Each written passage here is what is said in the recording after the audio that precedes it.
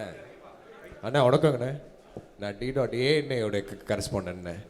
இன்றைக்கி வந்து நிறைய இன்ஃப்ராஸ்ட்ரக்சர் சம்மந்தமாக ஃபார்மர்ஸ் இது சம்மந்தமாக எல்லாமே நம்ம கொடுத்துருந்தோம். போன வாட்டி பாசிபிள் இல்லை அப்படின்னு நிறைய விஷயங்கள் சொல்லப்பட்டிருந்துச்சு. இந்த வாட்டி அதை பாசிபிளுக்கு கொண்டு வர மாதிரி நிறையா ப்ரூஃப் சொல்லியிருக்கீங்க. விவசாயிகளுக்கு நீங்கள் எப்பயுமே ஃபஸ்ட் இம்பார்ட்டன்ஸ் கொடுத்துட்டு இருந்தேன். லோகோ ஒன்று, எம்ப்ளம் ஒன்று நம்ம இன்றைக்கி ரிலீஸ் பண்ணியிருக்கோம். அது என்ன இன்டென்ஷனல்ல நம்ம விட்ருக்கேன். ஆல்ரெடி நம்மளுக்கு ஒரு எம்ப்ளம் இருக்குது. இல்லை, இப்போ இல்லை, அது 16லேருந்து அதை கொடுக்குறேன். நான் ஆட்சிக்கு வந்தால் மாற்றுவேங்கிறேன். எனக்கு அடையாளங்கிறது ஒரு அது திருவில்லிபுத்தூரில் இருக்கிற அந்த ஆண்டாள் கோயில் இருக்குல்ல, அதுதான் வச்சுருக்காங்க. அது எனக்கு உலக பொதுமறை தந்த வள்ளுவ பெருமகனார் தான் என் இனத்தின் பெருமை மிக அடையாளம். அதை வச்சு அந்த முத்திரையை மாற்றுறோம். தமிழ்தாய் வாழ்த்தையே மாற்றுறோம். தமிழ்நாட்டின் ஆட்சி முறை எல்லாத்தையும் மாற்றும் போது அதை மாற்றிடுறேன், அதை எடுத்துறேன். எல்லாருக்கும் பொதுவாக வள்ளுவ பெருமகனாரை எல்லார் வீட்டிலும் இருக்க வேண்டிய திருக்குறள் நூலகத்தில் இருக்குது. உங்களுக்கு புரியுதுன்னு நினைக்கிறேன். அதனால் திருவள்ளுவர் தான் எங்களுடைய அடையாளம். அதுதான் தமிழ்நாட்டின் அடையாளமாக இருக்கும். அதை மாற்றுவேன். நான் இப்போது அருள்மொழிவர்மன் 4th எஸ்டேட் தமிழ் இப்போ ஒரு மொழி கொள்கை தான் அவங்களுடைய கொள்கை அப்படின்னு சொல்லி அறிவிக்கிறீங்க. அப்போ ஆங்கிலமோ அல்லது இந்தியோ அல்லது மற்ற மொழிகளையோ கற்க விரும்புகிறாங்க அப்படின்னா அதை இன்னைக்கு எப்படி ஏற்பாடு செய்ய முடியும்? இப்போ இருமொழி கொள்கைனா ஆங்கிலம்ங்கிறது தொடர்புக்கு அண்ணா சொன்னார். ஆனால் இப்போ நீங்கள் ஒரு மொழி கொள்கைனா இப்போ ஆங்கிலம் படிக்கக்கூடாதா அல்லது எப்படின்னு கேட்குறேன். இல்லை, அதை சொன்ன நீங்கள் கவனிக்க தவறிட்டீங்க. ஆங்கிலம் கட்டாய பாடமாக இருக்கும். ஆங்கிலேயருக்கு இணையாக என் பிள்ளைகளுக்கு எழுதவும் பேசவும் அதை படிக்கவும் நாங்கள் கற்றுக் கொடுத்துருவோம். விடுமுறை காலங்களில் கூட ஆங்கிலேயர்களை இல்லாமல் அமெரிக்கா உச்சரிப்பு வேணுன்னா அமெரிக்கா, பிரிட்டன் உச்சரிப்பு வேணுன்னா அவர்களை ஒரு இடைக்கால ஆசிரியர்கள் அப்போ கொண்டு அவங்களுக்கு அந்த உச்சரிப்புலாம் கற்றுக் கொடுப்போம். நாங்கள் அதை மெனக்கெடுவோம். அப்புறம் உங்களுக்கு ஆங்கிலம் கட்டாய பாடமொழியார் கெடுவாய்ப்பாக வெள்ளைக்காரர்கள் ஆண்டதுனால ஒரு தொடர்பு மொழியாக அது இருக்குது. அப்போ அதுவுமே ஐரோப்பிய நாடுகளில் பயன் இல்லை. ஃப்ரான்ஸ்லாம் ஆங்கிலம் பேச மாட்டான். நீங்கள் போய் பார்த்தீங்கன்னா தெரியும். சில நாடுகள் அது பயன் இருக்குது, கற்றுக்கலாம். விரும்பினா ஹிந்தி கற்றுக்கிறேன். ஹிந்தி என்ன மொழி படிக்கணும்னு என் பிள்ளைய கேட்குதோ ஆங்கிலம் கட்டாய பாடத்தில் வந்துடுது. விருப்பமாக நான் ஃப்ரெஞ்சு கற்றுக்கிறேன், அதுக்கு வாய்ப்பு ஏற்படுத்தி கொடுப்போம். ஹிந்தி கற்றுக்கிறேன், வாய்ப்பு ஏற்படுத்தி கொடுப்போம். உங்களுக்கு புரியுதுன்னு நினைக்கிறேன். இல்லை, நான் ஸ்பானிஷ் கற்றுக்கிறேன், லத்தீன் கற்றுக்கிறேன், எது வேணாலும் நீங்கள் விரும்பினா அது பயிற்றுவிக்கப்படும். அதான் உலகத்தின் எம்மொழியும் கற்போம், நாங்கள் வாழ. எங்கள் மொழி தமிழ் கற்போம், எங்கள் இனம் வாழ. புரியுதா? அதில் எந்த மொழிக்கும் எதிரானவர்கள் இல்லை, சொந்த மொழிக்கு பற்றானவர்கள். சார், இப்போது பாலியல் சமத்துவம் அப்படின்றதுனால தான் நம்ம வில்லிவாக்கத்தில் திருநங்கை ஒருவருக்கு வாய்ப்பும் கொடுத்துருக்கோம். ஆனால் நீங்கள் தேர்தல் அறிக்கையில் திருநங்கைகள் திருநருக்கு தனி மருத்துவமனை அமைக்கப்படும் அப்படின்னு சொல்லியிருக்கீங்க. எதனால் அது ஒரு பாகுபாடாக இருக்காதா? இல்லை, அவங்களுக்கு அவங்களுக்கான அந்த சிகிச்சைக்கெல்லாம் சிக்கல் இருக்குது. மற்றவங்க பொதுவாக செய்கிறது இல்லை. அதனால் அவங்களுக்கு அது தனி மருத்துவமனை இருக்கிறது தான் சிறப்பு. அது ஒரு மருத்துவமனையில் தனி பிரிவு. உங்களுக்கு நான் சொல்கிறது விளங்குதுன்னு நினைக்கிறேன். அது அவங்களுக்கு இருக்கிற அவங்களுடைய கோரிக்கையை தான் நான் சொல்கிறேன். இப்போ நீங்கள் ஒரு இதிலேருந்து நீங்கள் அந்த பாலியல் மாற்றத்துக்கு வருதில்ல, அதை நீங்கள் பொது மருத்துவமனையில் செய்ய தயாராக இருக்கீங்களா? இல்லை தனியார் மருத்துவமனையில் செய்ய தயாராக இருக்கீங்களா? இல்லை. அப்போ நான் என்ன பண்ண வேண்டியது இருக்குது? மாற்ற வேண்டியிருக்கு. இப்போ நான் உங்களை ஒரு கேள்வி கேட்குறேன். தனியார் பள்ளி கல்லூரியில் இருக்க தங்கும் விடுதியில் தாழ்த்தப்பட்ட மாணவர்களுக்கென்று தனியாக விடுதி இருக்கா? இல்லை. ஏன் அரசு பள்ளியில் மட்டும் இருக்குது, அரசு கல்லூரியில் மட்டும் இருக்குது? யார்கிட்ட தீண்டாமல் இருக்குது? யார்கிட்ட இருக்குது? அரசுக்கிட்ட இருக்குது. நீ தனியார் முதலாளி அந்த பள்ளிக்கூடத்தில் போய் நின்ன சாதியா அந்த சாதியில் ஒன்றா இருந்து படிக்கிறான், ஒன்றா சாப்பிட்றான்ல. ஏன் நீ ஓம் பள்ளிக்கூடத்தில் தனியாக தங்க விடுதி வைக்கிற, ஒன்றா வைக்க முடியல? இப்போ நான் வரும்போது நீ எப்படி பண்ணுவியா? நீ இப்போ தனியாக விடுதி கேட்பியா? தனியாக சொல்லுவியா? நீ ஒரே விடுதியில் படி, என்ன சான்றிதழ் பிடி, எங்கேயாவது போ. அதையே சாதிக்க முடியல. அப்போ அது அவங்களுக்கு தேவை. அவங்க எனக்கிட்ட வச்ச கோரிக்கையை தான் அதில் வச்சுருக்கேன். அதனால் அது பொது மறுப்பை நீங்கள் ஒன்று கேட்போம். கொரோனா நேரத்தில் ஏதாவது தனியார் மருத்துவமனை ஒரு நோயாளியை எடுத்து மருத்துவம் செஞ்சதாக இருக்குதா? முழுக்க அரசு மருத்துவர்களும் அரசு செவிலியர்களும் தான் சேவை செஞ்சு காப்பாற்றினாங்க. அப்போ அது புரியுதில்ல? அது மாதிரி ஒரு நிலைமை அவங்களுக்கு இருக்கிறனால ஒரு பொது மருத்துவமனையில் அவங்களுக்கு தனி பிரிவு, அவங்களுக்கு தனி மருத்துவம். அது இந்த உடல் உறுப்பு அறுவை சிகிச்சை செய்கிறதுக்கு அவங்க படுற அந்த துயரத்தை நீங்கள் சொல்லி கேட்டிங்கன்னா அவங்களுக்கு நான் சொல்கிறதுல அந்த மதிப்பு தெரியும். இப்போது நீங்கள் சொல்கிற விஷயம் எல்லாருமே மிக சூப்பரான சிந்தனைகள், தற்சார்பு பொருளாதாரம், பால் வளத்திலிருந்து எடுக்கக்கூடிய அந்த பொருளாதாரம் எல்லாமே நீங்கள் பேசும்போது வெறும் பால் எல்லாமே குறிப்பாக அந்த பால்னு சொல்கிறது 3 லட்சம் கோடி ரூபாய் அளவுக்கு நீங்கள் பேசும்போது இது எல்லாமே நீங்கள் சொல்கிறது ரொம்ப சூப்பரான ஒரு விஷனரியாக இருக்குது. ஆனால் இது ஏன் மக்கள்கிட்ட கொண்டு போய் சேரலை? ஏன்னா 2500 கொடுக்கறது, 2000 கொடுக்கறது, 5000 கொடுக்கறது மக்கள்கிட்ட வரவேற்பை பெறும் பொழுது இது ஏன் போய் சேர மாட்டேங்குது? அதை நம்ம சேர்க்க தவறிட்டோமா? இது என்ன காரணம்? அதில் என்ன சிக்கல் இருக்குன்னா, இங்கே ஆட்சியில் இருக்கிறவங்க வந்து இதை பொது புத்தியில் வந்து இப்போவுமே சீமா ஆடு மாடு மேய்க்க சொல்கிறான், சீமா வேளாண்மை செய்ய சொல்கிறான். அதை இப்போ உங்களுக்கு எங்கள் கிராமத்திலேப்பா 10 ஏக்கர் வச்சு வேளாண்மை செய்கிறவனுக்கு பொண்ணு கொடுக்க மாட்டாங்க. மாப்பிள்ளை எங்கே இருக்காருன்னா துபாயில் இருக்காருங்க. துபாய் மாப்பிள்ளைம்பாங்க. துபாய்க்கே கட்டி கொடுக்க போகிற மாதிரி. அது ஒரு நோய் தானே. அவன் அங்கே போய் ஒட்டகம் தான் மேய்ப்பான். இப்போ இங்கே வேளாண்மை செய்கிறவனுக்கு வந்து மதிப்பு இருக்காது. அப்போ அதுக்கு மதிப்பு உயர்த்தணும்னா நான் அது அரசு பணி ஆகினா தான் மதிப்பு ஏறும் உங்களுக்கு. அப்போ நீங்கள் அதுக்கு கவர்மெண்ட் வேலைடா, அரசாங்க வேலை அப்படின்னா என்ன பண்ணுவேன்? நீங்கள் வந்து நான் வந்து மருத்துவத்தை உங்களுக்கு கொடுத்துட்டேன்னா தம்பி, கல்வியை நல்லா உங்கள் பிள்ளைகளுக்கு கொடுத்துட்டேன்னா, நீரெல்லாம் விநியோகம் பண்ணிட்டேன்னா, இப்போ நீங்கள் 1000 ரூபா கொடுக்குறீங்க, எங்கள் அம்மா 30 குடுவை வாங்குறா தண்ணி. ஒரு குடுவை எவ்வளோ? இந்த 1000 ரூபாய்க்கு தண்ணியே வாங்கி குடிக்க முடியாதே. நான் தண்ணியை கொடுத்துறேன்றேன், தடையில்லாத மின்சாரம் தந்துடுறேன் குறைந்த கட்டணத்துக்கு, ஏன்னா நானே உற்பத்தி செஞ்சிடறேன்ல. அப்படிங்கும்போது உங்களுக்கு ஒரு 10,000 சம்பளம் கொடுத்தோன்னா நீங்கள் செலவு பண்ணிடுவீங்களா தம்பி? எவ்வளவு பொருளாதாரம் எங்கே போகுது என் குடிகளுக்குன்னா, மருத்துவம், கல்விக்கு, குடிநீருக்கு தான் போகுது. அதை வந்து நான் முழுக்க குறைச்சிட்றேன். சுத்தமாக அதை மறந்துடு, நீ இதை மறந்துடு, நான் தந்துடுறேன், வேற சொல்லு, அது ஏன் பொறுப்புன்ட்டல்ல அப்படின்னு சொல்லிடுது. அரசு பொறுப்பேற்றுறது. இது என்னென்னா இவங்க பொது புத்தியில் இதை ஒரு இழிவாக பேசி ஆடு மாடு மேய்க்க சொல்கிறான், ஆடு மாடு மேய்க்க சொல்கிறான். அப்போ சாராயம் வைக்க சொல்கிற, சாராயம் ஊற்றி கொடுக்குறான்ல, எம்எஸ்சி எம்ஃபில் படிச்சுட்டு தானே ஊற்றி கொடுக்குறான். உங்களுக்கு தெரியாது, தமிழ்நாடு சட்டசபையில் ஐயா எடப்பாடி முதல்வர் இருக்கும்போது 400 பேர் வாயிற்காவலர் வேலைக்கு 400 பொறியாளர்கள் நியமிச்சிருந்தாங்க. இங்கே ஒரு கோட்பாடு இருக்குது தம்பி, எந்த வேலையும் செய்யலாம் இழிவல்ல, எந்த வேலையும் செய்யாமல் இருப்பதான் இழிவுன்னு ஒரு கற்பிதத்தை கொடுக்கணும். எந்த வேலையும் செய்யாமல் இருக்கிறதாண்டா இழிவு. இப்போ நீங்கள் தச்சு வேலைக்கு வர்றதில்லை, கம்பி கட்டுறதுக்கு வர்றதில்லை, கொத்தனார் வேலைக்கு வர்றதில்லை, எந்த வேலைக்கு நீங்கள் வர்றதில்லை. ஆனால் இதையெல்லாம் தான் அப்படியே போய் வெளிநாடுகளில் செய்கிறீங்க. அப்போ அது என்னென்னா, கழிவறை கழுவுனாலும் கண்ணுக்கு தெரியாமல் இப்போ கழுவணுங்கிற உளவியல் நோய். அதுதான் தப்புங்கிறேன் நான், அது தப்புங்கிறேன். நீ எந்த வேலையும் செய்யலாம், மதிப்பு மிக்கது. அப்போ அதை கொண்டு வரணும்னா நான் அரசுன்னு சொன்னால் தான் அது பெருமைக்குரியதாக தெரியுது. அப்போ நான் வரும்போது ஒரு தடவை பண்ணி காட்சிட்டேன்னா சரிதான் அப்படின்னு மக்களுக்குள்ளே அதான் சொல்லணும், ஒரு விழிப்புணர்வு வரணும். இப்போ இலவசத்தில் இழக்கிறாங்க. இந்த பணத்தை எங்கேருந்து? இப்போ 5000 ரூபா 6800 கோடி முதலீடு பண்ணியிருக்கு. 6800 கோடி அரசு காசை எடுத்து தன் வாக்கை உறுதி செய்யுது. இப்போ எவ்வளவு கொடுமையான நிர்வாகம் இது, யாருமே கேட்கல. இப்போ உங்ககிட்ட அதிகாரம் இருந்துச்சு கொடுத்துட்டீங்க, என்கிட்ட ஒன்றுமே இல்லை. இது எப்படி ஜனநாயகத்தில் சம வாய்ப்பு சம உரிமைன்னு நீங்கள் சொல்கிறீங்க? நீங்களும் தேர்தலை சந்திக்கிறீங்க, நானும் தேர்தலை சந்திக்கிறேன். எப்படி சம வாய்ப்பாக இருக்கும்? உங்கள்கிட்ட அதிகாரம் இருந்து டப்புன்னு காசு எடுத்து கொடுத்துட்டீங்க. ஒரே நாளில் 1,31,00,000 வங்கி கணக்கில் போட்டிங்க. இப்போ நான் என்ன செய்யலாம்? எப்படி இருக்குது? இப்போ இதுதான் ஆபத்து. நீங்கள் கொண்டு போய் சேர்க்கலைங்கிற அண்ணன் ஒரு குரல், என்னை சுற்றி என் பிள்ளைகளின் குரல், நாங்கள் எடுத்து பேசுகிறோம். என்னை முறியடிக்க இவர் இதான் சொல்லுவார், இது சொல்லுவார். கியூபா வேறு ஏதாவது வளம் இருக்கா கரும்பை தவிர? இல்லை. நார்வே, டென்மார்க்கில் மாடு தவிர ஏதாவது வளம் இருக்கா? பிரேசில் கரும்பு, பசு, அது தவிர வேறு ஏதாவது வளம் இருக்கா? அந்த நாடெல்லாம் தற்சார்பு அடையலையா?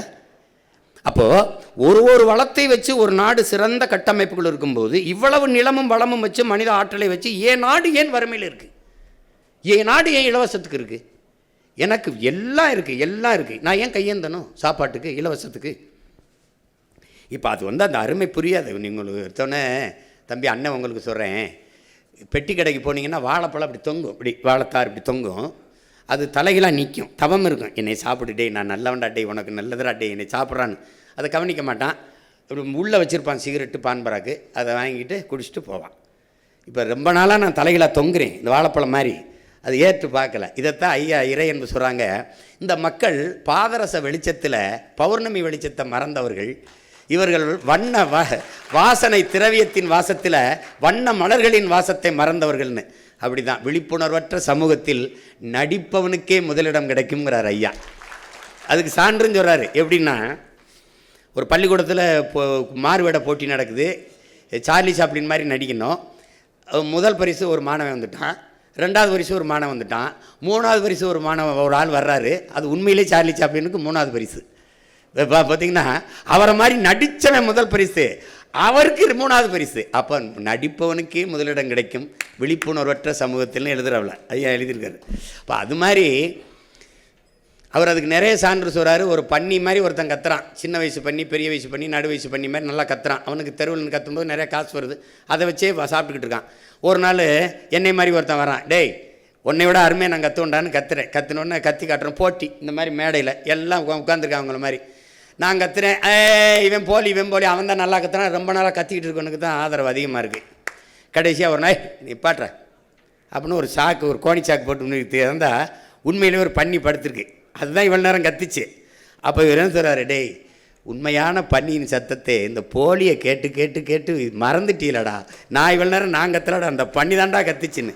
அப்படி இந்த போலியை கேட்டு கேட்டு இந்த உண்மையை மக்கள் ரொம்ப நாளாக மறந்துட்டாங்க.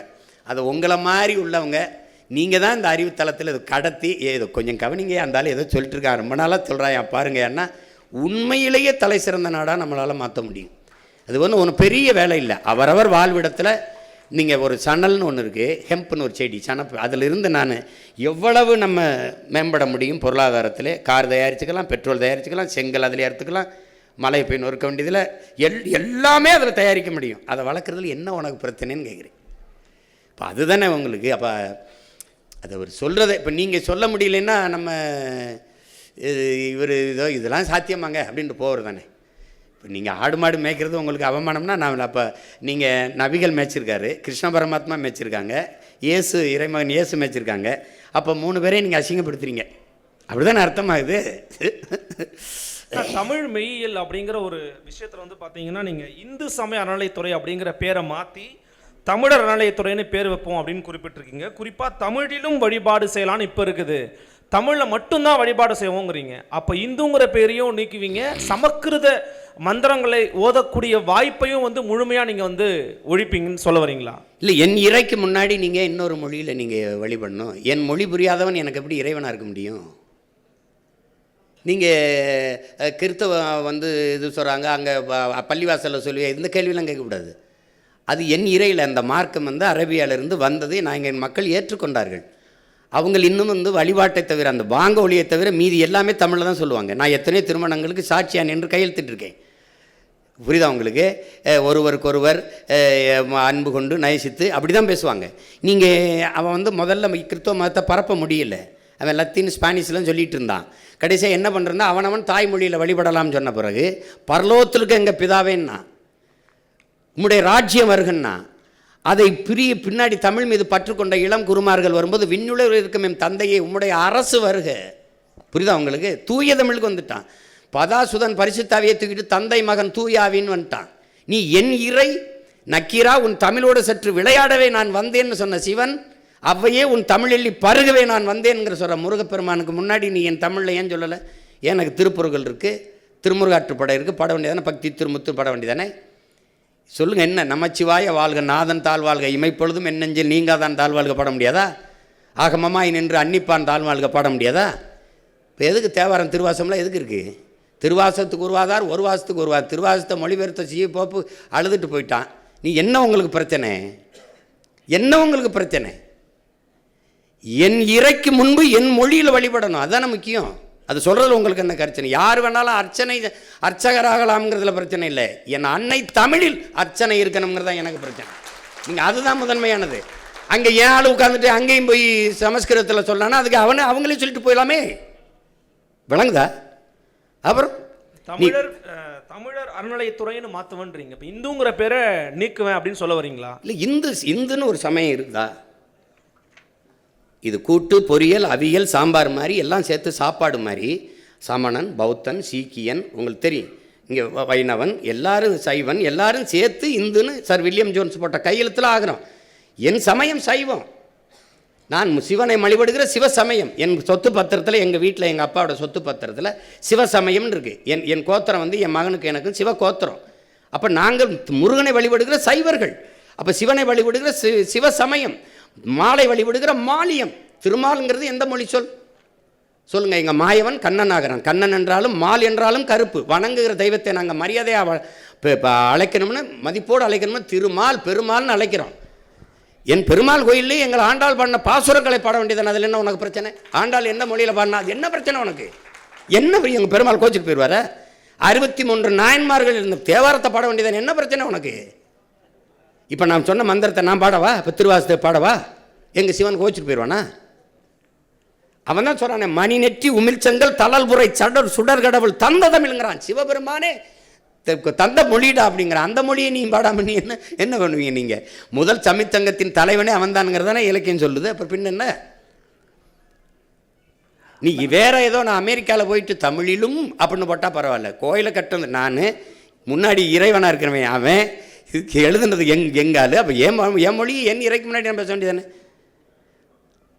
அதனால் தமிழர் சமய அறநிலை தான். என் முருகனை, என் சிவனை, என் மாயவனை வழிபடுறதுக்கு எதுக்கு இப்போ இந்து சமயம் இருக்குது. இப்போ ஆந்திராவில் இப்போ நீங்கள் வந்து நான் அங்கே வட இந்தியாவில் இருக்கிற தெய்வங்கள் ஒன்று இருக்குது. இப்போ நீங்கள் அப்போ இந்து சமயம் போடுவீங்களா? அது எப்படி போடுவீங்க? அதே இறையை நான் என் சமயத்திலேருந்து வழிபட்டு போகிறேன். உங்களுக்கு என்ன பிரச்சனை வருது? என்ன வருது சொல்லுங்கள். நீங்கள் எங்கே வச்சுக்கிறீங்க? அது என் முருகன் வேலை, எங்கள் சிவன் வேலை, அது எங்கள் பெருமாள் திருமால் வேலை. உங்களுக்கு அதில் என்ன பிரச்சனை இருக்குது? அண்ணா சார் அண்ணா அண்ணா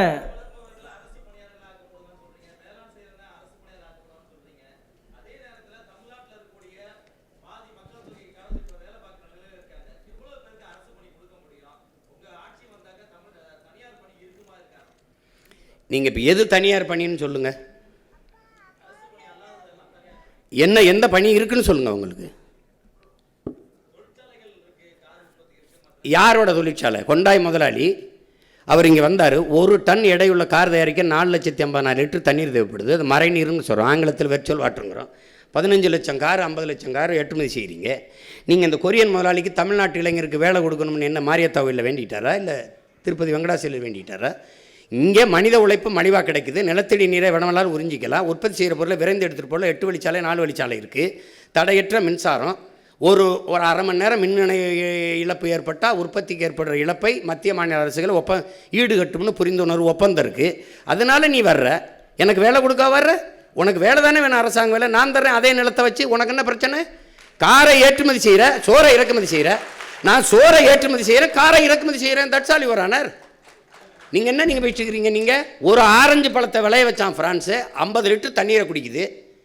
புளிஞ்சா 1/2 கிலோ கோவலை கூட வரலை, நிப்பாட்டான்ட்டான். ஏன்னா இங்கிலாந்து பொருளாதார மேதை ஜான் ஆண்டனி ஆலன் சொல்கிறான், இந்த ஆசிய கண்டத்தில் இருக்கவன் தான் அந்த பணத்தையும் தங்கத்தையும் வச்சு பொருளாதாரத்தை மதிப்பிடுறான். ஐரோப்பிய கண்டம் நாடு முழுமைக்கும் அவன் நீர் பொருளாதார கொள்கைக்கு வந்துட்டாங்கிறான். எந்த நாடு நீர் அதிகமாக வச்சுருக்கானோ அவன் தான் பணக்கார நாடுன்னு வந்துட்டான்ங்கிறான். அப்போ நீ என்ன பண்ணுறான்? அவன் ஃப்ரான்ஸ் ஆக நீர் ரொம்ப திங்குற, கண்ணுக்கு தெரியாமல் கலை போதுறான், நிப்பாட்டான்ட்டான். சீன பன்னிக்கறியை விரும்பி சாப்பிட்டான். 1 கிலோ கறி வர 8600 லிட்டர் தண்ணி தேவைப்படுது. 1 கிலோ கறி பன்னிக்கறி மேசைக்கு வர. வளர்ச்சியை வளர்ப்பதை நிறுத்துறான்ட்டான், இறக்குமதி பண்ணிக்கிறோம்ட்டான். ஏன் இவன் இதே கொரியன் முதலாளி அவன் ஊரில் கொரியாவில் உட்காந்து இந்த ஃபோர்டு இந்த இந்த கொண்டாய் காரை தயாரிக்க வேண்டியதானே? ஏன் நான் வேணான்னு சொல்லையே? உனக்கு வேலை தானே, அது நான் தர்றேங்கிறேன். அப்புறம் அவன் கொரியன் முதலாளிட்டு வேலை தந்தால் தான் காசு உனக்கு இனிக்குமா? நான் கொடுத்த காசு கசக்குமா என்ன? உனக்கு என்ன பிரச்சனை? உனக்கு வேலை தானே வேணும், வேலை தானே வேணும். நீ பாலை ஆந்திராவிலேருந்து இறக்குமதி செய்ய உனக்கு அவமானம் அல்ல? கறி ஆந்திராவிலேருந்து ராஜஸ்தான்லேருந்து இறக்குறிய உனக்கு வெக்கம் அல்ல? வெக்கம் அல்ல? ஏன் உனக்கு ஆடுமா? நீ மேய்க்காத, உனக்கு நீ வெளியில போ, உனக்கு மேய்க்க நான் மேய்ச்சிக்கிறேன். உனக்கு என்ன? ஆனால் கறி தின்ன கட்டி வச்சு உதச்சு போடுவேன். என்ன விளையாட்டு பண்ணிருக்கீங்களா? எது அவமானம்னு பாரியா? அரசு சாராய கடை திறந்து வச்சு குடிக்க வைக்கிது, அங்கே படித்தவனை ஊற்றி கொடுறாங்குது. என்ன நீ மேய்ச்சிட்டு நீ? அது போய் அது அரசு வேலையாக இருக்கலாம். நான் சொல்கிறது அரசு வேலை. உலகத்துக்கு சோறு போடுறவன் அரசு வேலையாக இருக்கலாம், இருக்கக்கூடாது. அவன் சொல்கிறான்டா என் பாட்டேன், சுழன்றும் ஏற்பின்னது உலகம் அதனால் உழந்து முளவே தலைங்கிறான். இருந்தோம்பி இல்வாழ்வதெல்லாம் விருந்தோம்பி வேளாண்மை செதிர பொருட்டுங்கிறான். உழவினார் கைமடங்கின் இல்லை விளைவதும் விட்டேமென் பார்க்கும் நிலைங்கிறான். எதுவுமே வேணாம், பொன்னாசை மண்ணாசை மக்களாசை எதுவுமே பற்றற்று போன துறவி கூட வாழ முடியாதரா. விவசாயி கைமடங்கி படுத்துட்டான்னாங்கிறான். உழவன் இல்லாமல் ஒன்றும் இல்லை. உலகத்திலே ஆகச்சிறந்த பொருளாதாரம் வேளாண்மையில் தான் இருக்கு. நான் போட்டிருக்க சட்டை, இந்த காலாட, இந்த காலனி எல்லாம் விவசாயத்தில் வந்தது தான். அப்புறம் நீ அது இல்லாமல் என்ன பண்ணுவ? திடீர்னு சட்டை வந்துருச்சா, திடீர்னு இந்த இது வந்துருச்சா, அந்த இது வந்துருச்சா, உடை வந்துருச்சா, எங்கிருந்து வருது? சும்மா எது அசிங்கம்னு தெரியறதில்ல, எது கேவலம்னு தெரியறதில்ல. பீஸா பறக்கிறதுன்ட்டு கோ குடிக்கிறது உனக்கு நாகரிகம்னா நான் என்ன பண்ண முடியும்? ஏன் இளநீ கரும்புச்சார் பழச்சாறு குடிக்க மாட்டியா? சட்டம் வருது, தேசிய குடிபானம்னு வருது. கரும்புச்சார் பதநீர் இளநீர் பழச்சாறு வரும். இங்கே சமூகம் கெட்டு கிடக்க பேச மாதிரி. நீ பழச்சாறு கடையில் எங்கே கூட்டம் இருக்குது, சாராய கடையில் எவ்வளோ கூட்டம் இருக்குது, நூலகத்தில் எவ்வளோ கூட்டம் இருக்குது, திரையரங்கில் எவ்வளோ கூட்டம் இருக்குது, கால் செருப்பு கண்ணாடி குளிரூட்டப்பட்ட அறையில் இருக்குது, காய்கறி தெருவில் கிடக்குது. இதை மாற்றணுங்கிறேன். அதுக்கு தான் தலைகீழ் மாற்றம்னு சொல்கிறேன். புரட்சி என்பது தலைகீழ் மாற்றம்ங்கிறேன். சும்மா போட்டு இது பேசிக்கிட்டு இருக்கான் சீமா ஏதோ ரொம்ப நாளாக பேசிட்டு இருக்காருன்னா நீ வாய்ப்பு தரலை. சரிதான் ஆண்டுட்டு ஐயா ஸ்டாலின் ஆட்சியில் 5 வருஷம் வாழ்ந்துட்டேன், அந்த ஐயா எடப்பாடி 4 வருஷம் ஆண்டுட்டேன். ஒரு தடவை கொடுத்துப்பாரு, நல்லாலே விரட்டி வெட்டி அடி, கல்லெடுத்து கூட ஏறி சிலுவையில் கூட ஆற, ஒரு தடவை கொடு. அப்போ தெரியுமில்ல அது கற்பனையா இல்லை அது நிஜமானு உனக்கு தெரியும், உண்மையானு தெரியும். எவ்வளவு திறமை இருந்தாலும் வாய்ப்பு இல்லைன்னா எப்படி இது எப்படி வெளியில் தெரியும்? நானும் 15 வருஷமாக கத்துறேன், இதுக்கு மேலே கத்தவே முடியாத அளவுக்கு கத்திட்டேன். அப்புறம் அது எப்படி செஞ்சிருவா, எப்படி வேலை கொடுக்குறேன்னா இல்லையான்னு மட்டும் பாரு. தம்பி, ஒரு மீன் குழம்பு வைக்கிற சட்டி எத்தனை ரூபாய்ன்னு நினைக்கிறீங்க? அமெரிக்கா 13,000 ரூபா, ஒரு கயத்து கட்டில் 40,000 ரூபா, ஒரு ஓலை கொட்டம் 500 ரூபா. ஜப்பானில் வாங்குறான், அரபு நாடுகள்லேருந்து, ஜப்பான் சீனாலேருந்து போகுது. ஏன் சந்தை பொருளாதாரம் எங்கே இருக்குன்னு தெரியல. திடீர்னு தக்காளி வர ஏறினவன என்ன பாடுபட்டிய தக்காளி விற்றே ஒருத்தன் பல லட்சம் ரூபா கொண்டு வந்துட்டான்றான். தக்காளி நான் கத்திரி கிடந்தான். அப்புறம் வெங்காயம் தான். அப்போல்லாம் எனக்குள்ள சிரிப்பாக வரும்.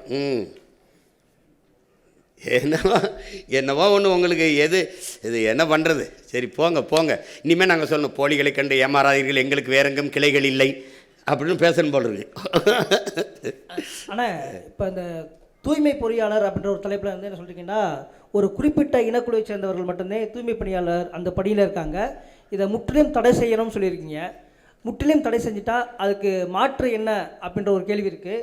ரெண்டாவது, இதை வந்து ஒரு பெருமைக்குரிய அரசு பணியாக்கணும் அப்படின்ற ஒரு வாக்குறுதி கொடுத்துருக்கீங்க. ஆனால் சமீபத்தில் இந்த தூய்மை பணியாளர்கள் போராட்டம் எடுக்கும்போது அவர்களை பணி நிரந்தரம் பண்ணணும் அப்படின்ற கோரிக்கை வந்தப்போ ஒரு அரசியல் கட்சி தலைவர் வந்து பண்ணக்கூடாது அப்படின்றதும் சொல்லியிருக்காரு. ஸோ இது இப்படி முரண்பாடுகள் வரது எப்படி பார்க்குறீங்க? இல்லை நம்ம வந்து இதில் என்ன தம்பி, ஒரு குறிப்பிட்ட சமூகம் செய்கிறதுங்கிறப்ப தான் இது இவங்க வந்து அது இழிவாக்குறதுறாங்க. இப்போ வேளாண்மை வந்து நான் ஒன்று சொல்கிறேங்க, வேளாண்மை செய்கிற வேளாளர் உங்களுக்கு புரியுதா? இப்போ கடலில் வேளாண்மை, இப்போ மீன் பிடிக்கிறவர் மீனவர்னு நீங்கள் சொல்கிற நம்ம பிரிக்கிறோம். இப்போ நான் வேட்டையாடுறேன், விடுமுறை காலங்களில் வேட்டையாடுறேன், நான் வேடுவன் ஆயிடுறேன், நான் குறவர் ஆயிடுறேன். நான் ஆடு மாடு வளர்க்குறேன், நானும் ஆயர் ஆயிடுறேன். நான் வேளாண்மை செய்கிறேன், வேளாளர் ஆயிடுறேன்.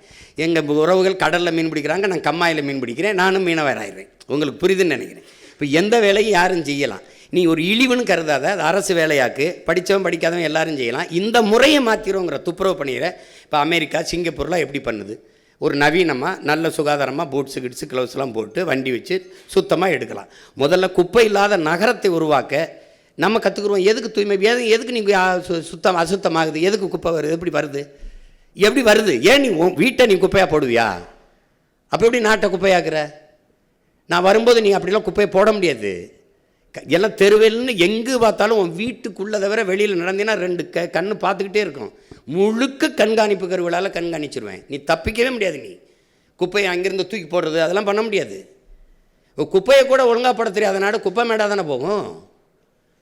அதனால தான் அவங்க தூய்மை பணியாளர் என்பதையும் தாக்கி தூய்மை பொறியாளர்கள்னு மாற்றி அதை அரசு பணியாக மாற்றுவேன்னு சொல்கிறேன்.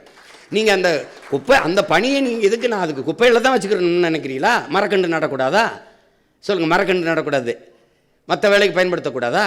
இந்த 10 ஆண்டு பசுமை திட்டம், பல கோடி பணத்திட்டத்தில் பல பேர் வேலைக்கு எடுப்பேன். அப்போ அந்த இடத்துல நீங்கள் வந்து அந்த பகுதி நேரம் போக, இப்போ தென்கொரியாவில் அவர் என்ன சொல்கிறார், போய் நீ பகுதி நேரம் சண்டை வரும்போது சண்டை போடு, இப்போ மாடு மெயின் சொன்னாரா இல்லையா? சொல்லுங்கள். நான் சொன்னது சிரிக்கிறீங்கல்ல. இப்போ நான் சொல்கிறது தானே அவர் இப்ராஹிம் ட்ரோரே பண்ணி கொண்டிருக்கிறாரு. ஒரு சின்ன பையன் வந்து ஒரு திணின்னு ஒரு நிலத்துக்குள்ளே அவளை பண்ணும்போது நம்மளால் பண்ண முடியாதா? ஒரு கனவு இருக்கணும்ல. இப்போ நான் சொல்லும்போது சிரிக்கிறீங்களா? கெஜ்ரிவால் எப்படி பண்ணாப்புல? அந்த 5 ஆண்டுக்குள்ளே அந்த இதில் பண்ணிட்டார்ல, அவளை தூக்கி கொண்டு வந்துட்டார்ல. 60 ஆண்டுகளை நீ பண்ணலையே. அப்போ உனக்கு நோக்கம் இல்லை, அவனுக்கு நோக்கம் இருந்தது. தான் அங்கே அந்த பெரிய மனுஷன் அந்த பினராயி விஜய் எப்படி தரத்தை உயர்த்தி கொண்டு போயிட்டாப்புல. பிள்ளைகளுக்கு முதல்ல கொடுக்க வேண்டியது அறிவு தானே, அதை கொடுக்க உனக்கு வக்கு இல்லை. அப்புறம் என்ன நீங்கள் குடிக்கணும்? நீ படிக்க வைக்கிறத விட்டு குடிக்க வைக்கிறதுல கவனம் பண்ணிகிட்டு இருக்க. 2000 அரசு பள்ளியை மூடுற, 2000 மதுக்கடையை கூட்டுற. சார் ஆனால் சார் அருந்ததிற்கான உள்ளொதுக்கீடுக்கு வந்து எதிர்ப்பு தெரிவிக்கிறோன்னு சொல்லியிருக்கீங்க. அப்போ உங்களோட நிலைப்பாடு அதில் என்ன, இல்லை மாற்று வழி? இல்லை நீங்கள் எந்த குடிகளினுடைய இடப்பகிர்வு, ஒதுக்கீடுன்னு சொல்லக்கூடாது, ஏன்னா ஒதுக்கீடு பண்ணி தான் நம்மளை ஒதுக்கிட்டாங்க. இடப்பகிர்வு தான் பகிர்வு. அதில் என்னென்னா, எங்கள் பாட்டனார் அயோத்திதாஸ் என்ன சொல்கிறாரு, நீங்கள் சமபங்குங்கிறத நான் எதிர்க்கிறேங்கிறாரு. அதுதான் அதுக்கப்புறம் பின்னாடி அண்ணல் அம்பேத்கர் அந்த வலியுறுத்துறாரு. எப்படின்னா, சமபங்குன்னா நீங்கள் பன்னெடுங்காலமாக நீங்கள் மாளிகையில் இருப்பீங்க, நான் மண் குடிசையில் இருப்பேன், நீங்கள் மேட்டில் இருப்பீங்க, நான் பள்ளத்தில் இருப்பேன். அப்புறம் நீங்கள் கல்வி மறுக்கப்படாத சமூகம், நான் கல்வி பல ஆயிரம் ஆண்டுகளாக பல நூறு ஆண்டுகளாக மறுக்கப்பட்ட சமூகம். இப்போ 2 பேரும் ஒரு இடத்துக்கு வரும்போது பொதுத்திறனில் வெல்வது கடினம். இப்போ நீங்கள் எப்படி நீங்கள் கவனிக்கணும்னா 100 நாள் வேலைக்கு போகிற எங்கள் அம்மாவுக்கு என்ன உப்பு ஊறுகாய் அரிசி பருப்புக்கு வரியோ அதே வரி தான் சரக்கு மற்றும் சேவை வரி அதானி அம்பானி மனைவியும் கட்டுவாங்க. உங்களுக்கு வரி ஒன்றா இருக்குது, வாழ்க்கை தரம் ஒன்றா இல்லை. அப்போ சமபங்கிறது சரியா இல்லை, உரிய உரிமை உங்களுக்கு விளங்குதா?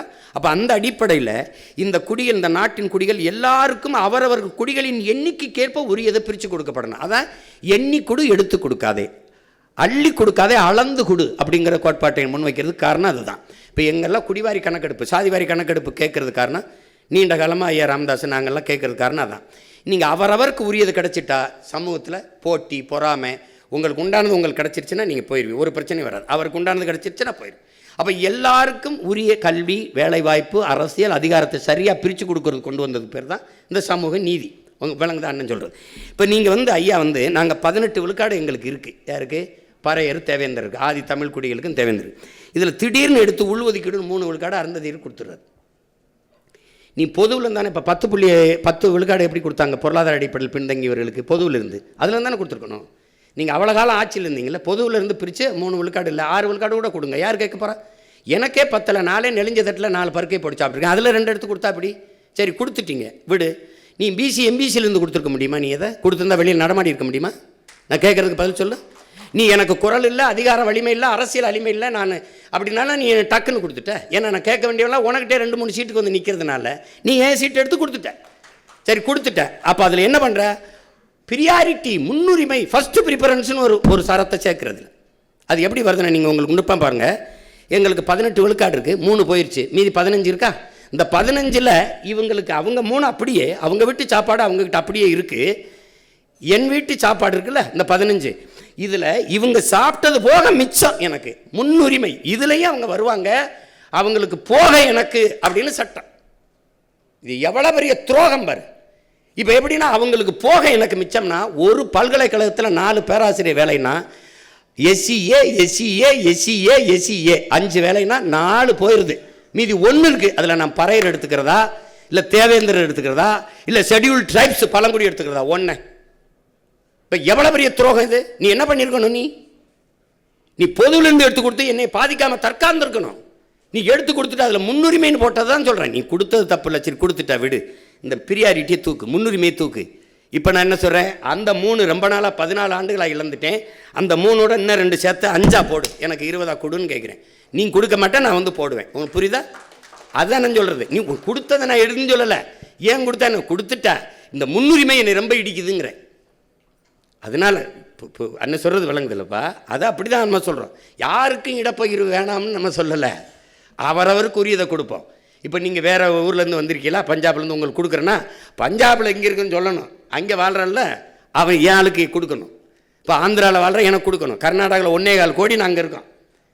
அதில் ஆதி தமிழ் குடிகள் நாங்கள் 75 விழுக்காடு, நாங்கள் 75 லட்சம் பேர் இருக்கோம். எங்களுக்கு அங்கே எஸ்சின்னு எங்களுக்கு ஏதாவது இடஒதுக்கீடு இருக்கா, சிறப்பு வாய்ப்பு இருக்கா?